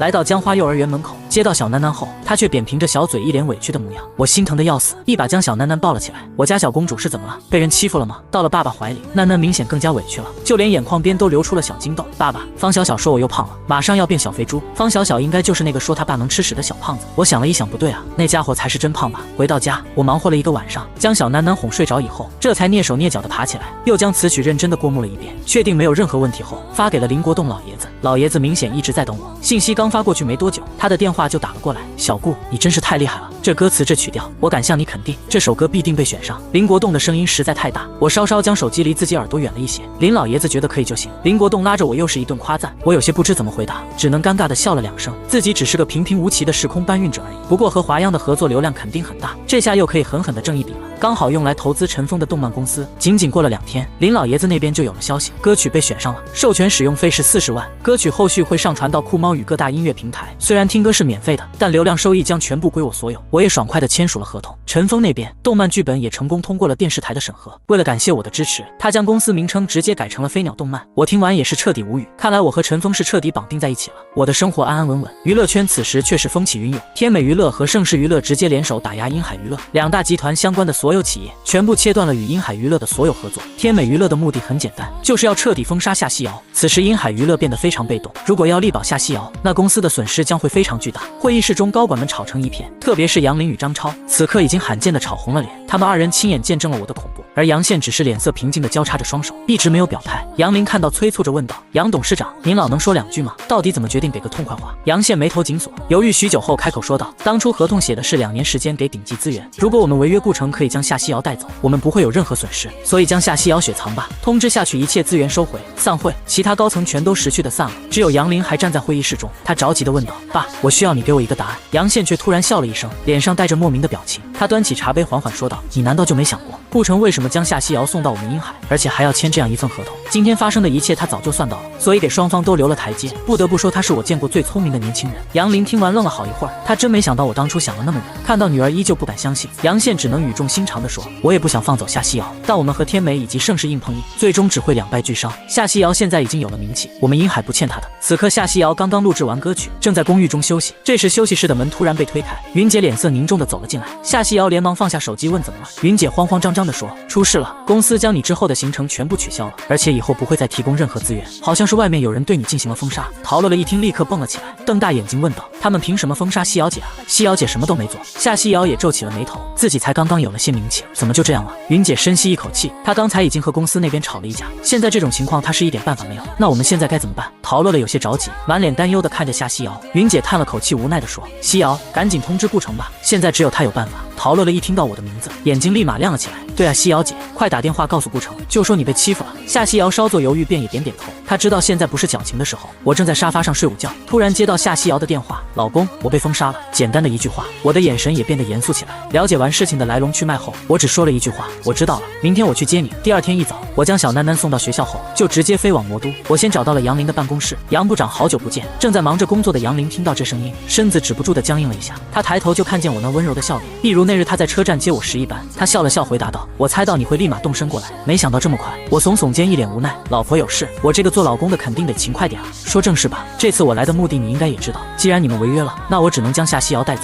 杨林略带歉意的点了点头。此时杨宪也走了进来，一脸歉意的说道：“是我们公司没有能力保护好艺人，没想到这么短的时间就要分道扬镳。”杨宪将合同退给我，摇了摇头，一脸无奈。我见到杨宪如此姿态，沉思片刻后伸出一只手，坚定的说道：“我会为鹰海娱乐免费创作5首歌，杨董事长想好给谁联系我就行。鹰海娱乐在给夏西瑶资源之后，到现在从未向我要过1首歌，我觉得回赠5首歌也是应该的。”杨宪沉思了一下，一脸意外的笑着说：“小顾，这可是你说的啊，那以后有需要我就却之不恭了。”两人又聊了一会，我便起身告辞。这次来的目的也已经达成，来到夏西瑶的公寓，他们3人已经收拾好了东西，几人开车往江城方向驶去。这趟魔都之旅对于夏西瑶3人来说就像一场梦，没想到一眨眼又要回去了。众人到达江城后，陶乐乐先住在云姐家里，我带着夏西瑶去接小囡囡。小囡囡看到妈妈非常开心，晚上家里又热热闹闹的起来。我陪着小囡囡玩玩具，夏西瑶在厨房做饭。果然一家人团聚才是最好的。第二天我给陈峰打了个电话：“疯子，我想创建一个娱乐公司，名字就叫飞鸟娱乐好了，你最近有时间帮我找一下场地？”陈峰只是稍稍稍想了一下，眼睛便顿时一亮。老顾，我们公司的那栋商业大楼，其中有一层正好要租出去，我看那里就很好，到时我们可以把2个公司搬到一起，飞鸟娱乐和飞鸟动漫一体化。我感觉这个提议非常好，于是对他说，那你先去谈谈，如果可以的话，我直接过去签合同。时间过得很快，夏西瑶回到江城也已经1周了。此时还在等夏西瑶新专辑的网友们发现不对劲了，时间仿佛按下了停止键，一切关于夏西瑶的话题似乎都直接停在了1周前。网友们只能在飞鸟的账号下留言，可不管留言再多，这件事情就是没有热度，因为有资本在打压此事的热度。此时在天美娱乐的办公室中，柳高神色淡然地喝着茶，一个小小的夏西瑶在资本面前就是一个屁。这时办公室的门突然被推开，来人是运营部部长，他满头大汗地闯了进来，没等柳高说话，他率先开口，董事长不好了，顾城他发公告了。柳高皱着眉头，一脸不耐烦，发公告就发公告，大惊小怪干什么？继续将他的热度压低就行。运营部长声音都带上了哭腔，甚至有些颤抖。这个公告没人敢压，里面带了一首新歌，名字叫什么逆战，连华央给他转发点赞了。柳高一听直接懵逼了，这顾城怎么还和华央扯上关系了？我的视频发出去没多久，直接飙升到了热搜第1，许多网友直接点开观看。大家好久不见，今天和大家说明一下夏西瑶的近况。夏西瑶与英海娱乐已经和平解约，特别说明不是英海娱乐的过错，实际上是来自外部资本的打压，所以我决定自立门户成立飞鸟娱乐。娱乐圈的新时代即将到来，下面这首歌名为《逆战》送给大家，紧随其后的是我在录音室唱的一首新歌。随着音乐响起，激情豪迈的旋律传来，网友们瞬间打起了精神，随后我的声音缓缓响起。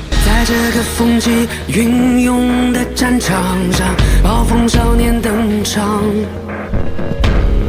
在战胜烈火重重的咆哮声喧闹整个世界。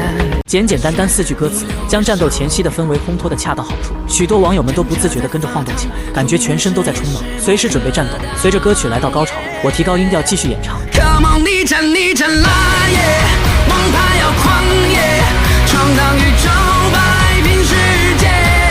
哦，逆战逆战狂野，王牌要发泄，战斗是我们最佳起点。我要操控我的权势，张扬我的声势，跟着长龙阵来耶，这战场千百热血战士一路向前飞驰，捍卫世界的勇士，率领在追。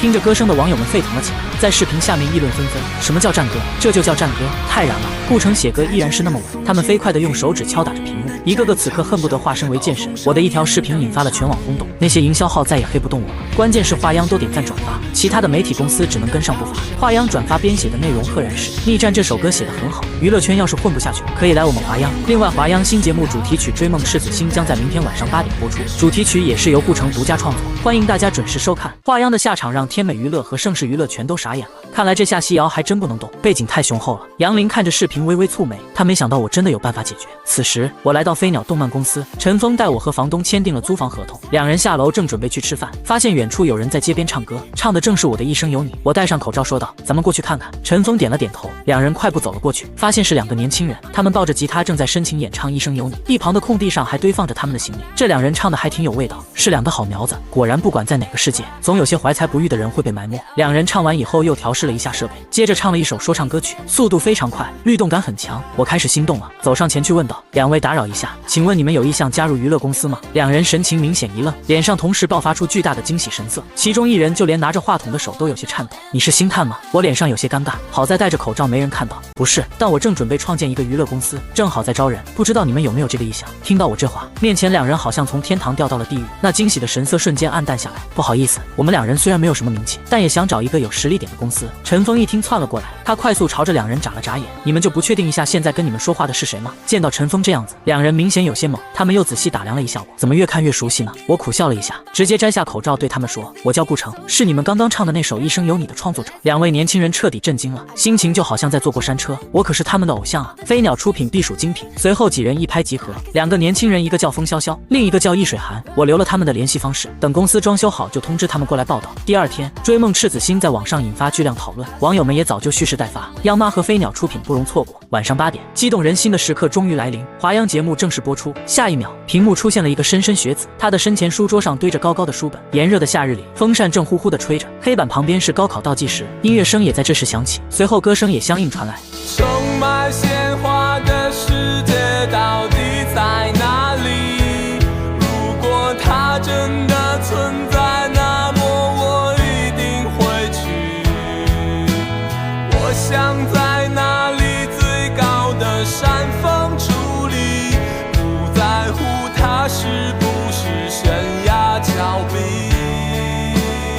此刻我也带着家人在电视机前观看，这个歌手的声音里蕴藏着一股力量，将歌曲的精神完美的呈现了出来。网友们也愣住了，他们想起了当初自己为了梦想而去拼搏。节目画面一转，镜头从学生来到了一个满身污泥的工人身上，他全身已经湿透，但背上还扛着重重的麻袋。歌声继续响起，用力活着，用力爱，哪怕肝脑涂地，不求任何人满意，只要对得起自己。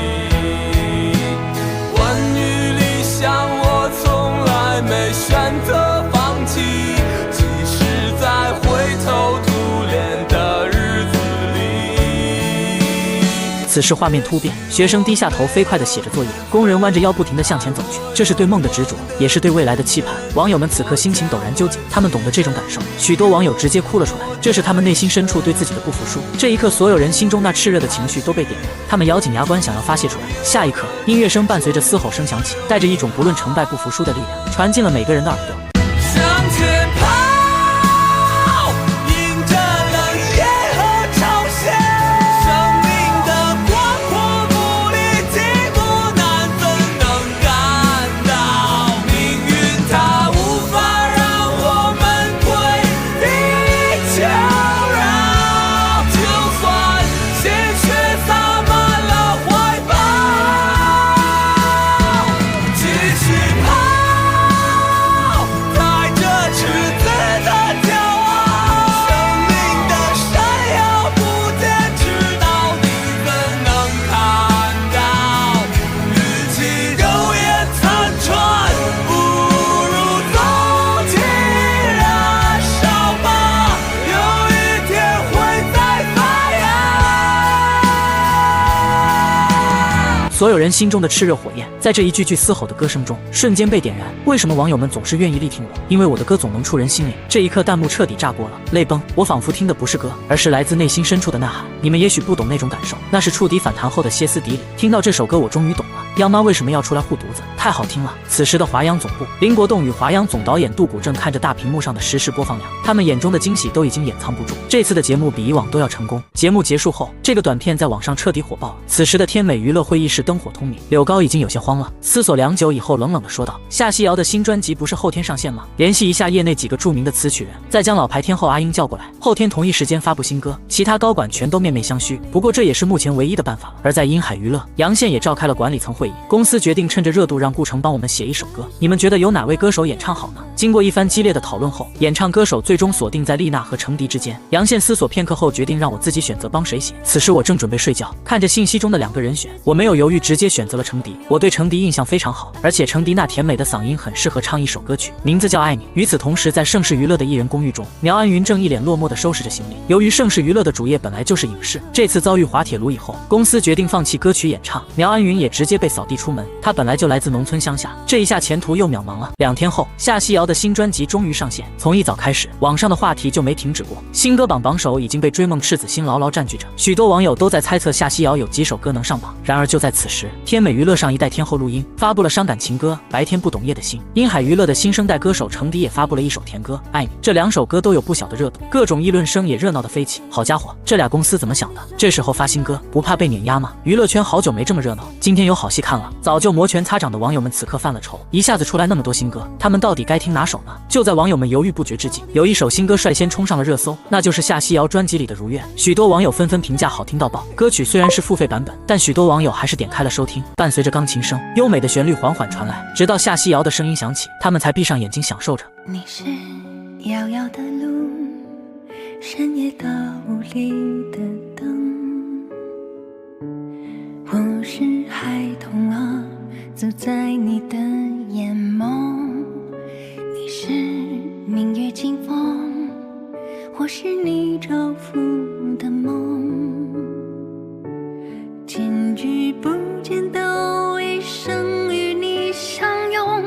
夏曦瑶干净清脆的声音回荡在他们耳边，也瞬间唱进了他们的心里。夏曦瑶一开口，他们只觉得全身都被震颤了一下。此刻其他娱乐公司也在盯着这首歌，只是眨眼的功夫，这首《如愿》就冲上了新歌榜前10。夏曦瑶的声音层层递进，每一段的唱腔都在改变，将先辈们的愿景诠释得入木3分。此时歌曲已经来到高潮。我想爱你所爱的人间，愿你所愿的笑颜，你的手我蹒跚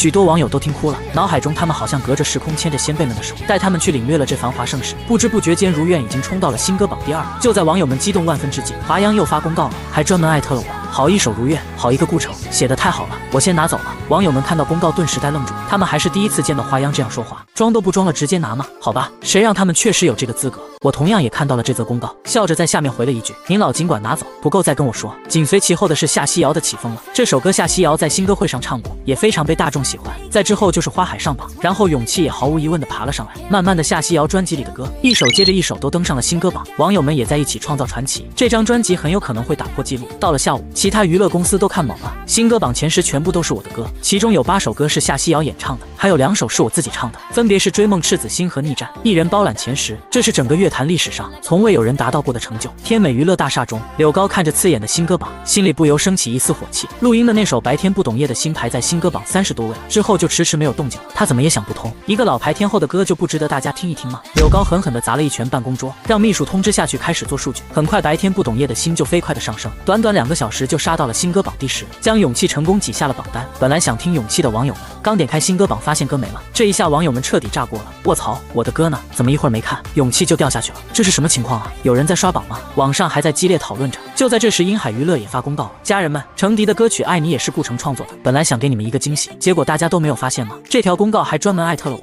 所以很快就被大家看到了。网友们又是一猛，许多人纷纷去搜索，他们惊奇地发现这首歌竟然还有 MV， 这一波必须给英海娱乐点赞。于是网友们点开 MV 开始观看，视频里程迪甜美的身影出现，配合着背景音乐，她边跳边唱。如果你突然打了个喷嚏，那一定就是我在想你。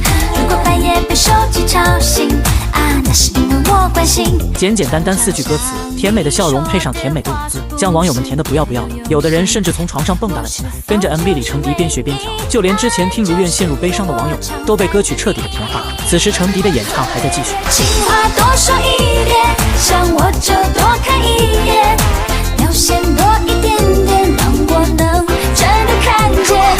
白少说一点，想陪你不止一天，多一点，让我心甘情愿爱你。评论区彻底炸锅了，兄弟们，老夫的少男心撑不住了，这也太甜了，听多了会不会得糖尿病啊？程迪的一首《爱你》将所有网友们的心甜爆了，歌曲也顺势冲到了新歌榜第5。魔都一栋豪华别墅中，杨宪看着 MV 笑得合不拢嘴，他突然觉得应该给程迪上顶级资源了。然而此时天美娱乐柳高却非常难受，为了让录音的歌上榜，公司已经砸进去上千万，他万万没想到英海娱乐会在这时横插一脚，而且对方不花1分钱就冲到了榜5，简直是杀人诛心。现在公司其他董事已经颇有微词，如果再揪着我不放，可能会引起公司混乱。柳高手指在桌子上轻轻敲了敲，最终还是放弃了对榜单的争夺。不到1小时，新歌榜前10又被我霸榜了。第2天天刚亮，我就遭到了众人的信息轰炸，毫无疑问全是祝贺我歌曲大卖的，就连不怎么熟悉的人也发来了信息。现在我变得忙碌了起来，又要筹备娱乐公司，又要协助动漫制作，反而夏曦瑶变得清闲了很多。她索性在家里照顾我和小奈奈。下午3点，我打开手机查看了一下，顿时眼前一亮，夏曦瑶也赶紧凑了上来。昨天新专辑的首日销售额居然有7500万，这还没算上我的2首歌曲，我被彻底震惊到了。想过销量会很好，但真没预料会这么高。专辑的销售额，歌手是拿30%，词曲创作者拿20%，剩下的归公司和平台73分成。但是夏曦瑶与我并没有公司，所以我们加起来可以拿到80%。这下子资金问题全部解决了。我先给动漫公司赚了500万，然后又支付了1000万娱乐公司的场地费。夏曦瑶低着头轻轻地说：“顾城，我们可以成立一个慈善基金会吗？用30%的收益去帮助那些有困难的孤儿。”看着夏曦瑶认真的表情，我愣了一下，然后笑着点头答应了。我们俩本来就是孤儿，自然比别人更了解孤儿的艰难。经过半个月的装修，飞鸟娱乐已经正式开业。我与夏曦瑶等人刚踏进大门，一眼就看到飞鸟娱乐4个大字。新招聘的前台小姑娘笑嘻嘻地站了起来，对着我和夏曦瑶问好。这个小姑娘叫李文静，她是我的粉丝，单纯就是为了见偶像才来应聘的。飞鸟娱乐装修的非常豪华，10个录音室，10个休息室，还有5个办公室加一个大型会议室。就在此时，杨林和程迪走了进来。公司刚开张，我本来只是向杨宪提出合作，借2个人过来镇场子，万万没想到杨林居然亲自来了。这个御姐在自家公司身兼多职，怎么还有空跑到这个小公司来呢？来到办公室，我一脸好奇地问道：“杨部长，英海娱乐怎么舍得把你放出来？”杨林目不斜视看着我，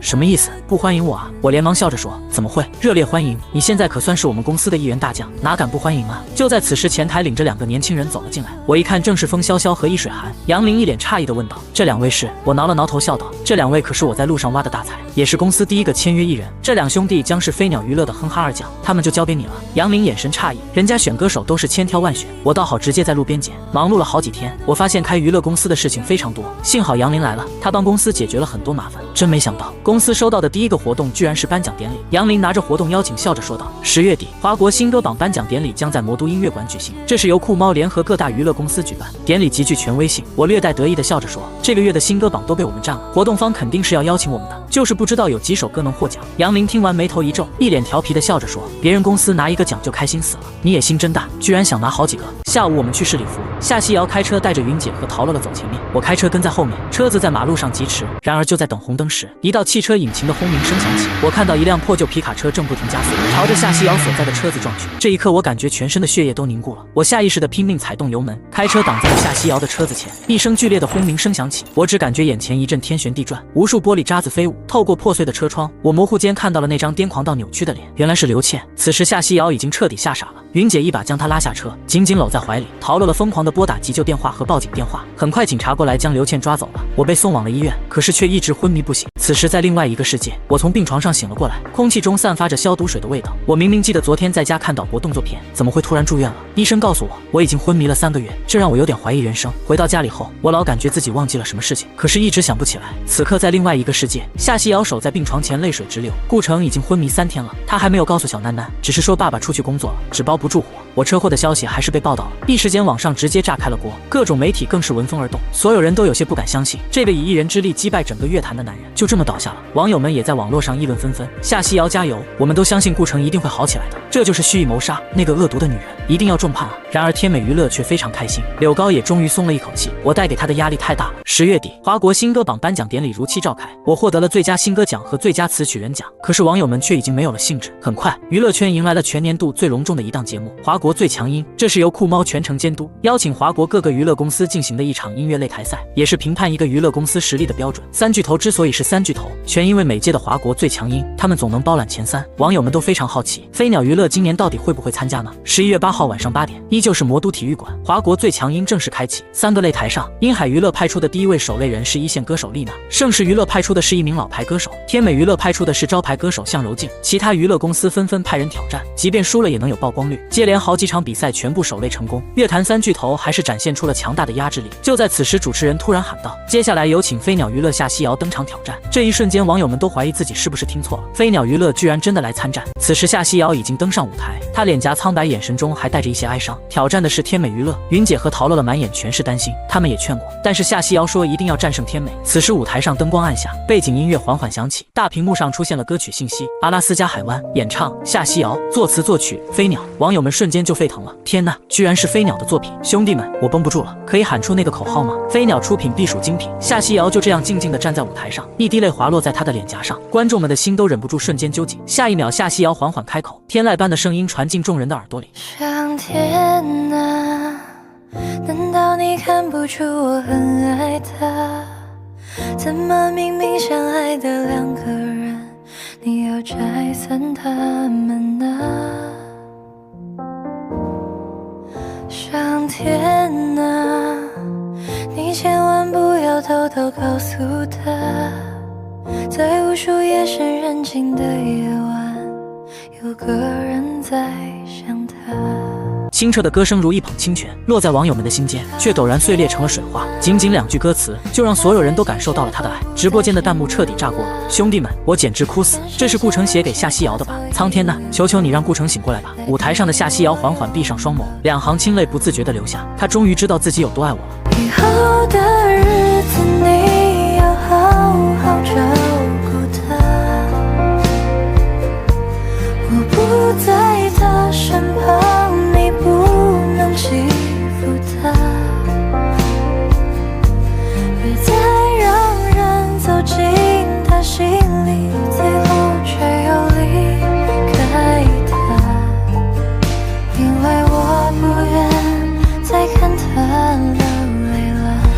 声音里的无助与酸涩让人止不住握紧拳头。我其实是在用这首歌告诉夏西瑶别怕，就算有一天我不在了，也会去拜托上天照顾她。传说中的阿拉斯加海湾，由于密度不同，海水呈现黄蓝两种颜色，这种感觉就像是两个相爱的人，虽近在咫尺，却始终没有办法在一起。这首歌太 emo 了，让无数网友集体破防。此时在江城飞鸟娱乐中，程迪早就化身成了小哭包，眼泪哗啦哗啦流着，一旁的杨林不断的安慰着他。杨林微微皱眉，陷入沉思。如果我身边的人是他，他一定不会让我受伤。此时在天美娱乐总部，秘书着急的汇报道：“刘总，看网上的热度，这一场向柔静有点悬呐。”柳高此时一脸平静，他摆摆手，淡淡说道：“慌什么？我们已经拿到了1个积分，这一场就算输了，也不过是打平而已，下一场再夺回来就行。只要顾城没醒，单就一个夏西瑶不足为惧。”一曲结束，夏西瑶深深对着台下鞠了一躬。灯光在亮起时，他的人已经不在舞台，观众们好像已经知道他去哪。此时在另外一个世界，我孤独地走在马路上，似乎也听到了夏西瑶的歌声。过往的记忆正在一点点复苏。此时一辆货车冲了过来，一道强光闪过，直接将我撞飞了，而我也终于在这边的世界醒过来。江城人民医院，夏西瑶风尘仆仆地赶了回来。此时陈峰正守在病床前，他眼眶泛红，似乎刚刚哭过。老顾，你赶紧醒醒吧，再不醒来我要骂你了。就在陈峰一顿嘴炮输出后，我费尽千辛万苦，终于睁开眼睛。陈峰一看喜从天降，激动地朝医生大喊：“医生，医生，顾城被我骂醒了！”夏西瑶微张着小嘴，杏仁眸子中已有眼泪开始滑落。我用力撑起身子，坐在床上，咧开嘴笑了笑：“我回来了。”此时在华国最强音，夏西瑶成为了第一个挑战成功的选手。华国最强音第1期也已经结束，只是很快天美娱乐就做出了应对，他们下一期将派出说唱界知名唱将威尔。威尔在网上大放厥词，唱歌我可能不如你，但说唱你不如我。威尔是华国新说唱总冠军，在说唱界名望非常高，但是网友们可不惯着他。他的公告一出，网上顿时议论声四起。不是吧？怎么谁都敢来碰瓷？唱歌不是比谁的嗓门大？不知道顾城会不会说唱？还挺期待的。我回到家里后，小囡囡开心的直流眼泪。其实我昏迷的事情他早就知道了。我俯身将小囡囡抱在怀里，眼泪也止不住落下。夏西瑶已经在厨房做晚餐，渐渐的家里又有了欢声笑语。第2天我来到飞鸟娱乐，杨林表情倒是平平淡淡的，但是脸上的笑意怎么都掩盖不下。听杨林说完公司最近的情况后，我微微皱眉。说唱歌手的确很难处理。杨林无奈的叹了口气，这个威尔若论知名度，还没一个2线艺人人气高，但是他现在公开喊话要和我们比说唱，如果不应战影响会很差。我思索了片刻后，突然脑袋里有了主意，将风潇潇与易水寒喊了进来。你们哥俩表演的时间到了，一会跟我去趟录音室。杨林听完一脸疑惑，他还不知道风潇潇与易水寒的实力如何，原本以为这场比赛我会自己上呢，现在居然直接派新人应战，未免太草率了。此时我心里已经有了一首歌，那对威尔来说纯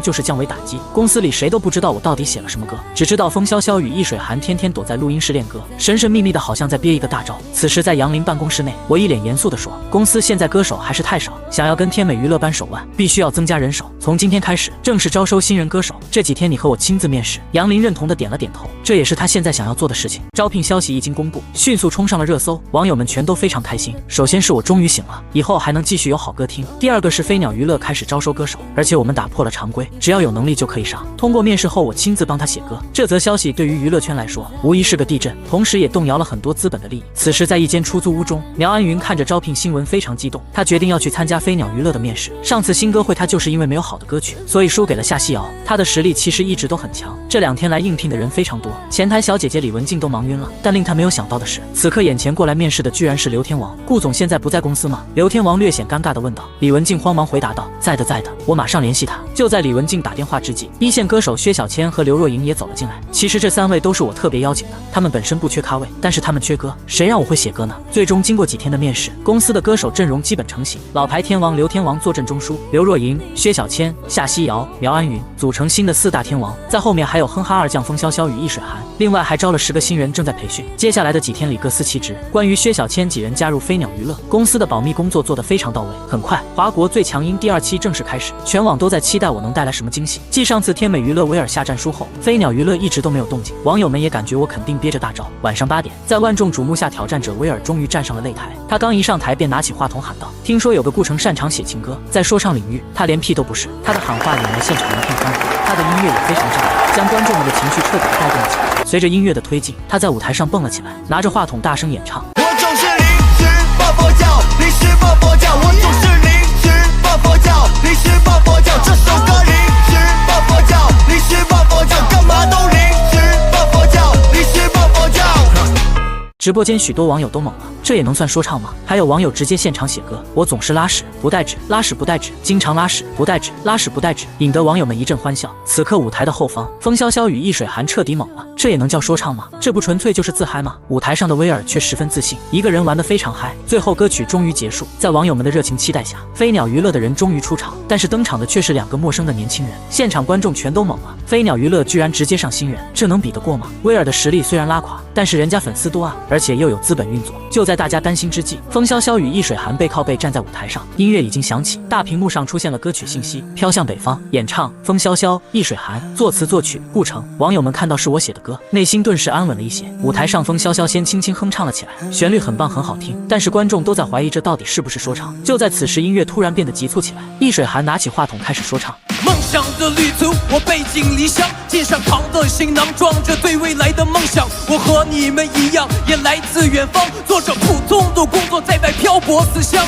有多少人都希望自己的生活能过得好一点，能改变自己的历史，让父母的压力小一点。每逢过节的时候，少不了对父母的那份思念，不能回家，因为自己的梦想还没有实现。观众们的眼睛都不由一亮，他们的耳朵刚刚被污染了，这一刻瞬间得到了洗礼，不少人都暗暗点头，这才是说唱该有的样子。直播间的弹幕也在刷屏，舞台上的易水寒气息很稳，这1个星期没有白练，节奏把控的刚刚好。易水寒的声音还未落下，风潇潇的声音便又接了上来，两人一个说唱一个高音，配合的天衣无缝，这种冲击颠覆了所有人对说唱的认知。我飘向北方，别问我家乡，高耸古老的城墙挡不住忧伤。我飘向北方，战是否无恙？肩上沉重的行囊，盛满了惆怅，也是最后期望。从2005到2018，从模仿两人彻底燃了起来，高音中穿插着炽烈的说唱，让人热血沸腾又惆怅满怀。此刻弹幕已经彻底炸锅，我的妈呀，鸡皮疙瘩起一身。这两人是专门来打威尔脸的吧？飞鸟出品果然是精品，没想到说唱都这么好听。我就想问一句，威尔你脸疼不疼？这首歌不仅仅有着说唱的力量，同时也感动了许多在外拼搏的打工人，引发了强大的共鸣。一曲结束，所有人都记住了这2个来自飞鸟娱乐的歌手，他们用一首《飘向北方》宣布了飞鸟娱乐的王者归来。最终结果毫无疑问，飞鸟娱乐以大比分领先取得胜利。这一期再也没有人敢挑战飞鸟娱乐。节目结束以后，所有娱乐公司都意识到了我的恐怖，我不仅写歌厉害，而且什么曲风都能驾驭。再这样下去，其他公司都要喝西北风了。天美娱乐、柳高趁机将这些公司组织了起来，联合整个乐坛来对抗飞鸟娱乐。他们的策略非常简单，就是和飞鸟娱乐打消耗战。他们认为我总有江郎才尽的时候，一期比赛一个擂台最多可以挑战3场，节目还有6期，也就是他们还能挑战飞鸟娱乐18场。柳高不相信我能写出这么多好歌。此时在飞鸟娱乐公司，陶乐乐一脸疑惑地说：“真没想到西瑶姐和云云姐都还没上台，他们就认输了。”陶乐乐扁着小嘴，还有些遗憾，他不知道我给苗安云准备了什么歌，但夏西瑶的这首绝对是一个王炸。飘向北方很快冲上了热搜，风潇潇和易水寒也迅速蹿红。这2兄弟算是正式出道了。杨林从10个新人中选了2个女孩组成组合，分别是王心怡与吴佩玲，她们都是唱民谣的，组合叫房东的喵。我拿着平板听完了他们的试唱，不得不说，杨林的眼光非常好，这个组合推出去绝对要火。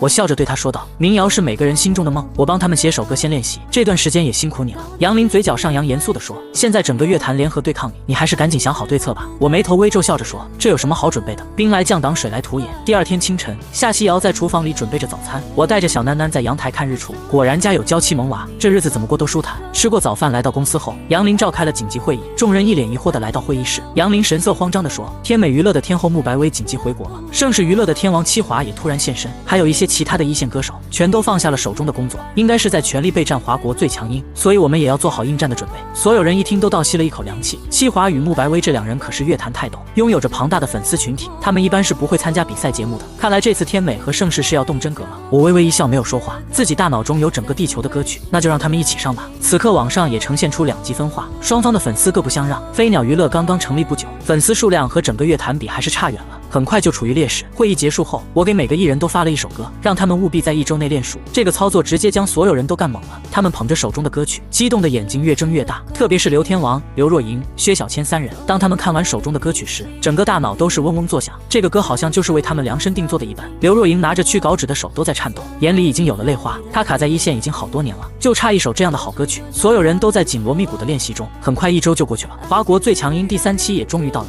这一期的比赛门票早已售空，黄牛手里的票更是被炒到了天价。晚上8点整，华国最强音正式开启。随着所有观众入场落座，魔都体育馆的大门缓缓关闭，整个场馆在这一刻陷入黑暗中。舞台尽头的星光之中，缓缓走来一个人影，瞬间引发了山呼海啸般的尖叫声。是穆白薇，天后穆白薇真的来了！直播间的观众更是一惊，没想到天美娱乐第一场就亮王牌。舞台上的穆白薇犹如仙子降临，她向着现场的观众们招了招手，台下的观众顿时疯狂起来，直播间里的弹幕早已炸开了锅。这就是天后啊，这影响力没得说，薇薇老婆好美，爱了爱了。穆白薇上场，我真不知道怎么输。看到穆白薇的影响力，就连在后台的我也都不由侧目。天后的统治力真的是毋庸置疑。虽然飞鸟娱乐现在还没有天后，但我相信就在今晚，一个新的天后即将诞生。若莹姐，这场比赛你上。我笑着看向刘若莹，刘若莹先是一愣，然后目光坚定地点了点头。舞台上音乐声响起，穆白薇演唱了一首新歌《回忆》。这首歌也确实勾起了很多人的回忆。歌声响起的那一刹那，我也情不自禁地点了点头。这实力和声音特质都是绝无仅有的。穆白薇一曲唱完，现场观众和直播间网友都已潸然泪下。不知道从什么时候开始，乐坛开始变味了，简直可以用群魔乱舞来形容。可今天穆白薇的一首《回忆》，让观众们看到了曾经那个熟悉的乐坛回来了。穆白薇深深地鞠了一躬，缓缓退下舞台，而刘若莹此时已经等在舞台后方。穆白薇下台后，两人刚好遇见，两女对视。穆白薇眼中明显带着惊讶神色：“若莹，你加入飞鸟娱乐了吗？”刘若莹脸上带着微笑，点点头：“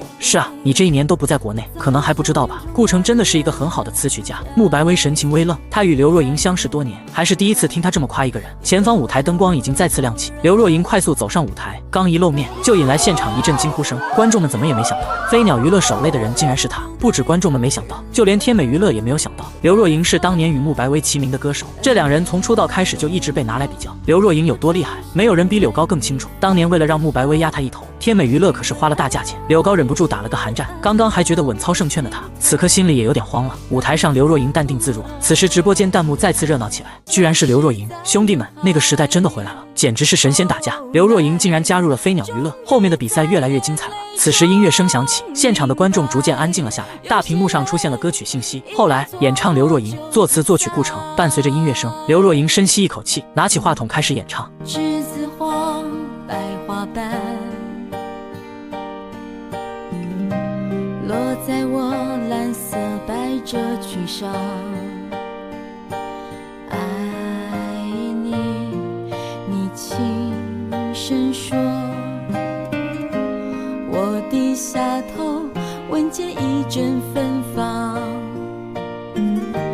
那个永恒的夜晚，17岁仲夏，你吻我的那个夜晚，让我往后的时光，每当有感叹，总想起当天的星光。听到这里，观众们眼前恍惚了。歌曲明明叫后来，可歌词却句句都是从前。大家想起了年轻时的美好。现场许多观众再也忍不住了，他们从座位上站了起来，忍着泪望着台上的刘若莹。刘若莹的声音温暖而又治愈，此时她已经彻底沉浸在歌曲中。随着歌曲的推进，她在舞台上继续深情演唱。你都如何回忆我？带着笑或是很沉默。这些年来，有没有人能让你不寂寞？后来我总算学会了如何去爱，可惜你早已远去，消失在人海。后来终于在眼泪中明白，有些人一旦错过就不再。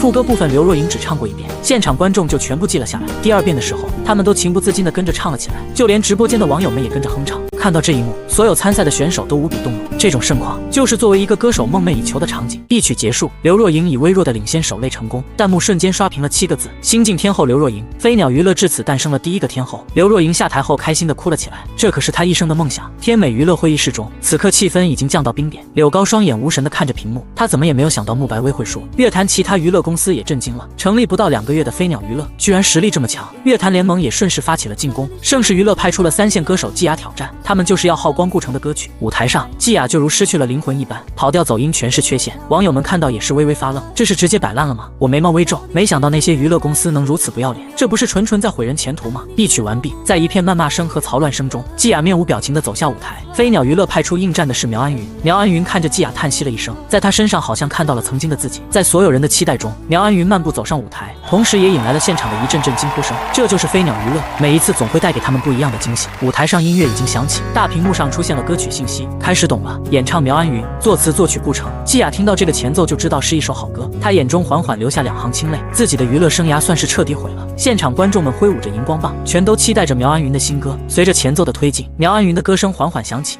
我竟然没有掉头，最残忍那一刻，静静看你走，一点都不像我。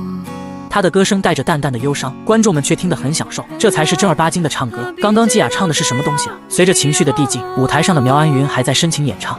相信你只是怕伤害我，不是骗我，很爱过谁会舍得把我的梦摇醒了，全部幸福不回来了，用心酸微笑去原谅了，也翻越了，有昨天还是好的，但明天是自己的，开始懂了，快乐是选择。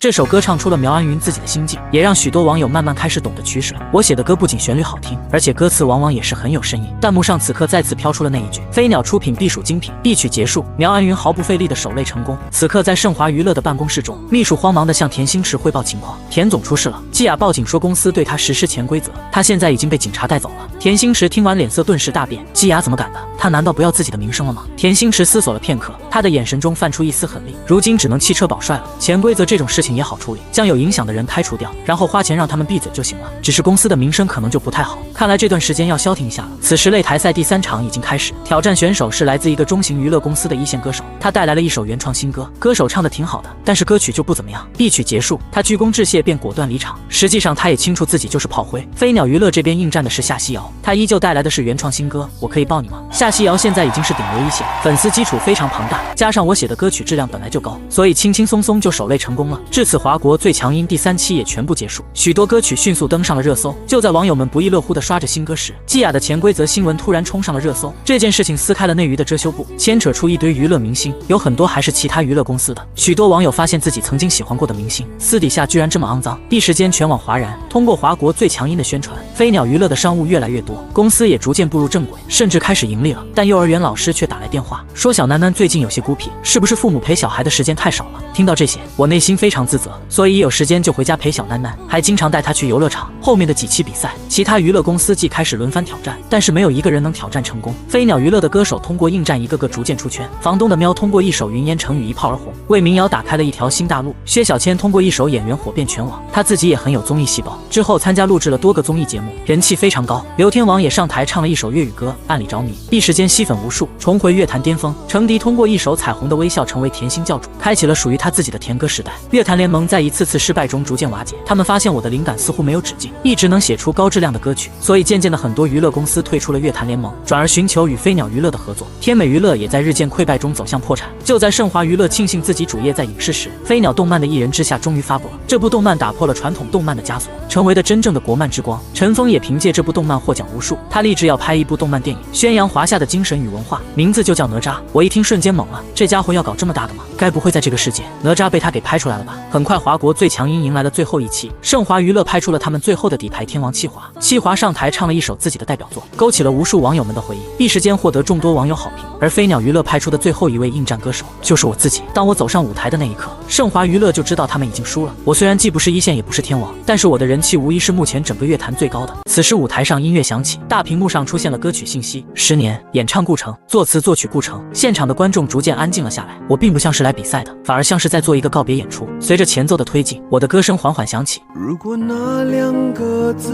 没有颤抖，我不会发现我难受，怎么说出口，也不过是分手。简简单单4句歌词，现场的观众瞬间进入了歌曲之中。我的歌声简单而又纯粹，就像我在网络发布的第一首歌《一生有你》一样，让人听了情不自禁地陷入其中。真诚才是必杀技，用心做出来的音乐才会得到共鸣。此时舞台上我的演唱还在继续。怀抱既然不能逗留，何不在离开的时候，一边享受，一边泪流。10年之前，我不认识你，你不属于我，我们还是一样陪在一个陌生人左右，走过渐渐熟悉的街头。10年之后，我们是朋友，还可以问候，只是那种温柔再也找不到拥抱的理由。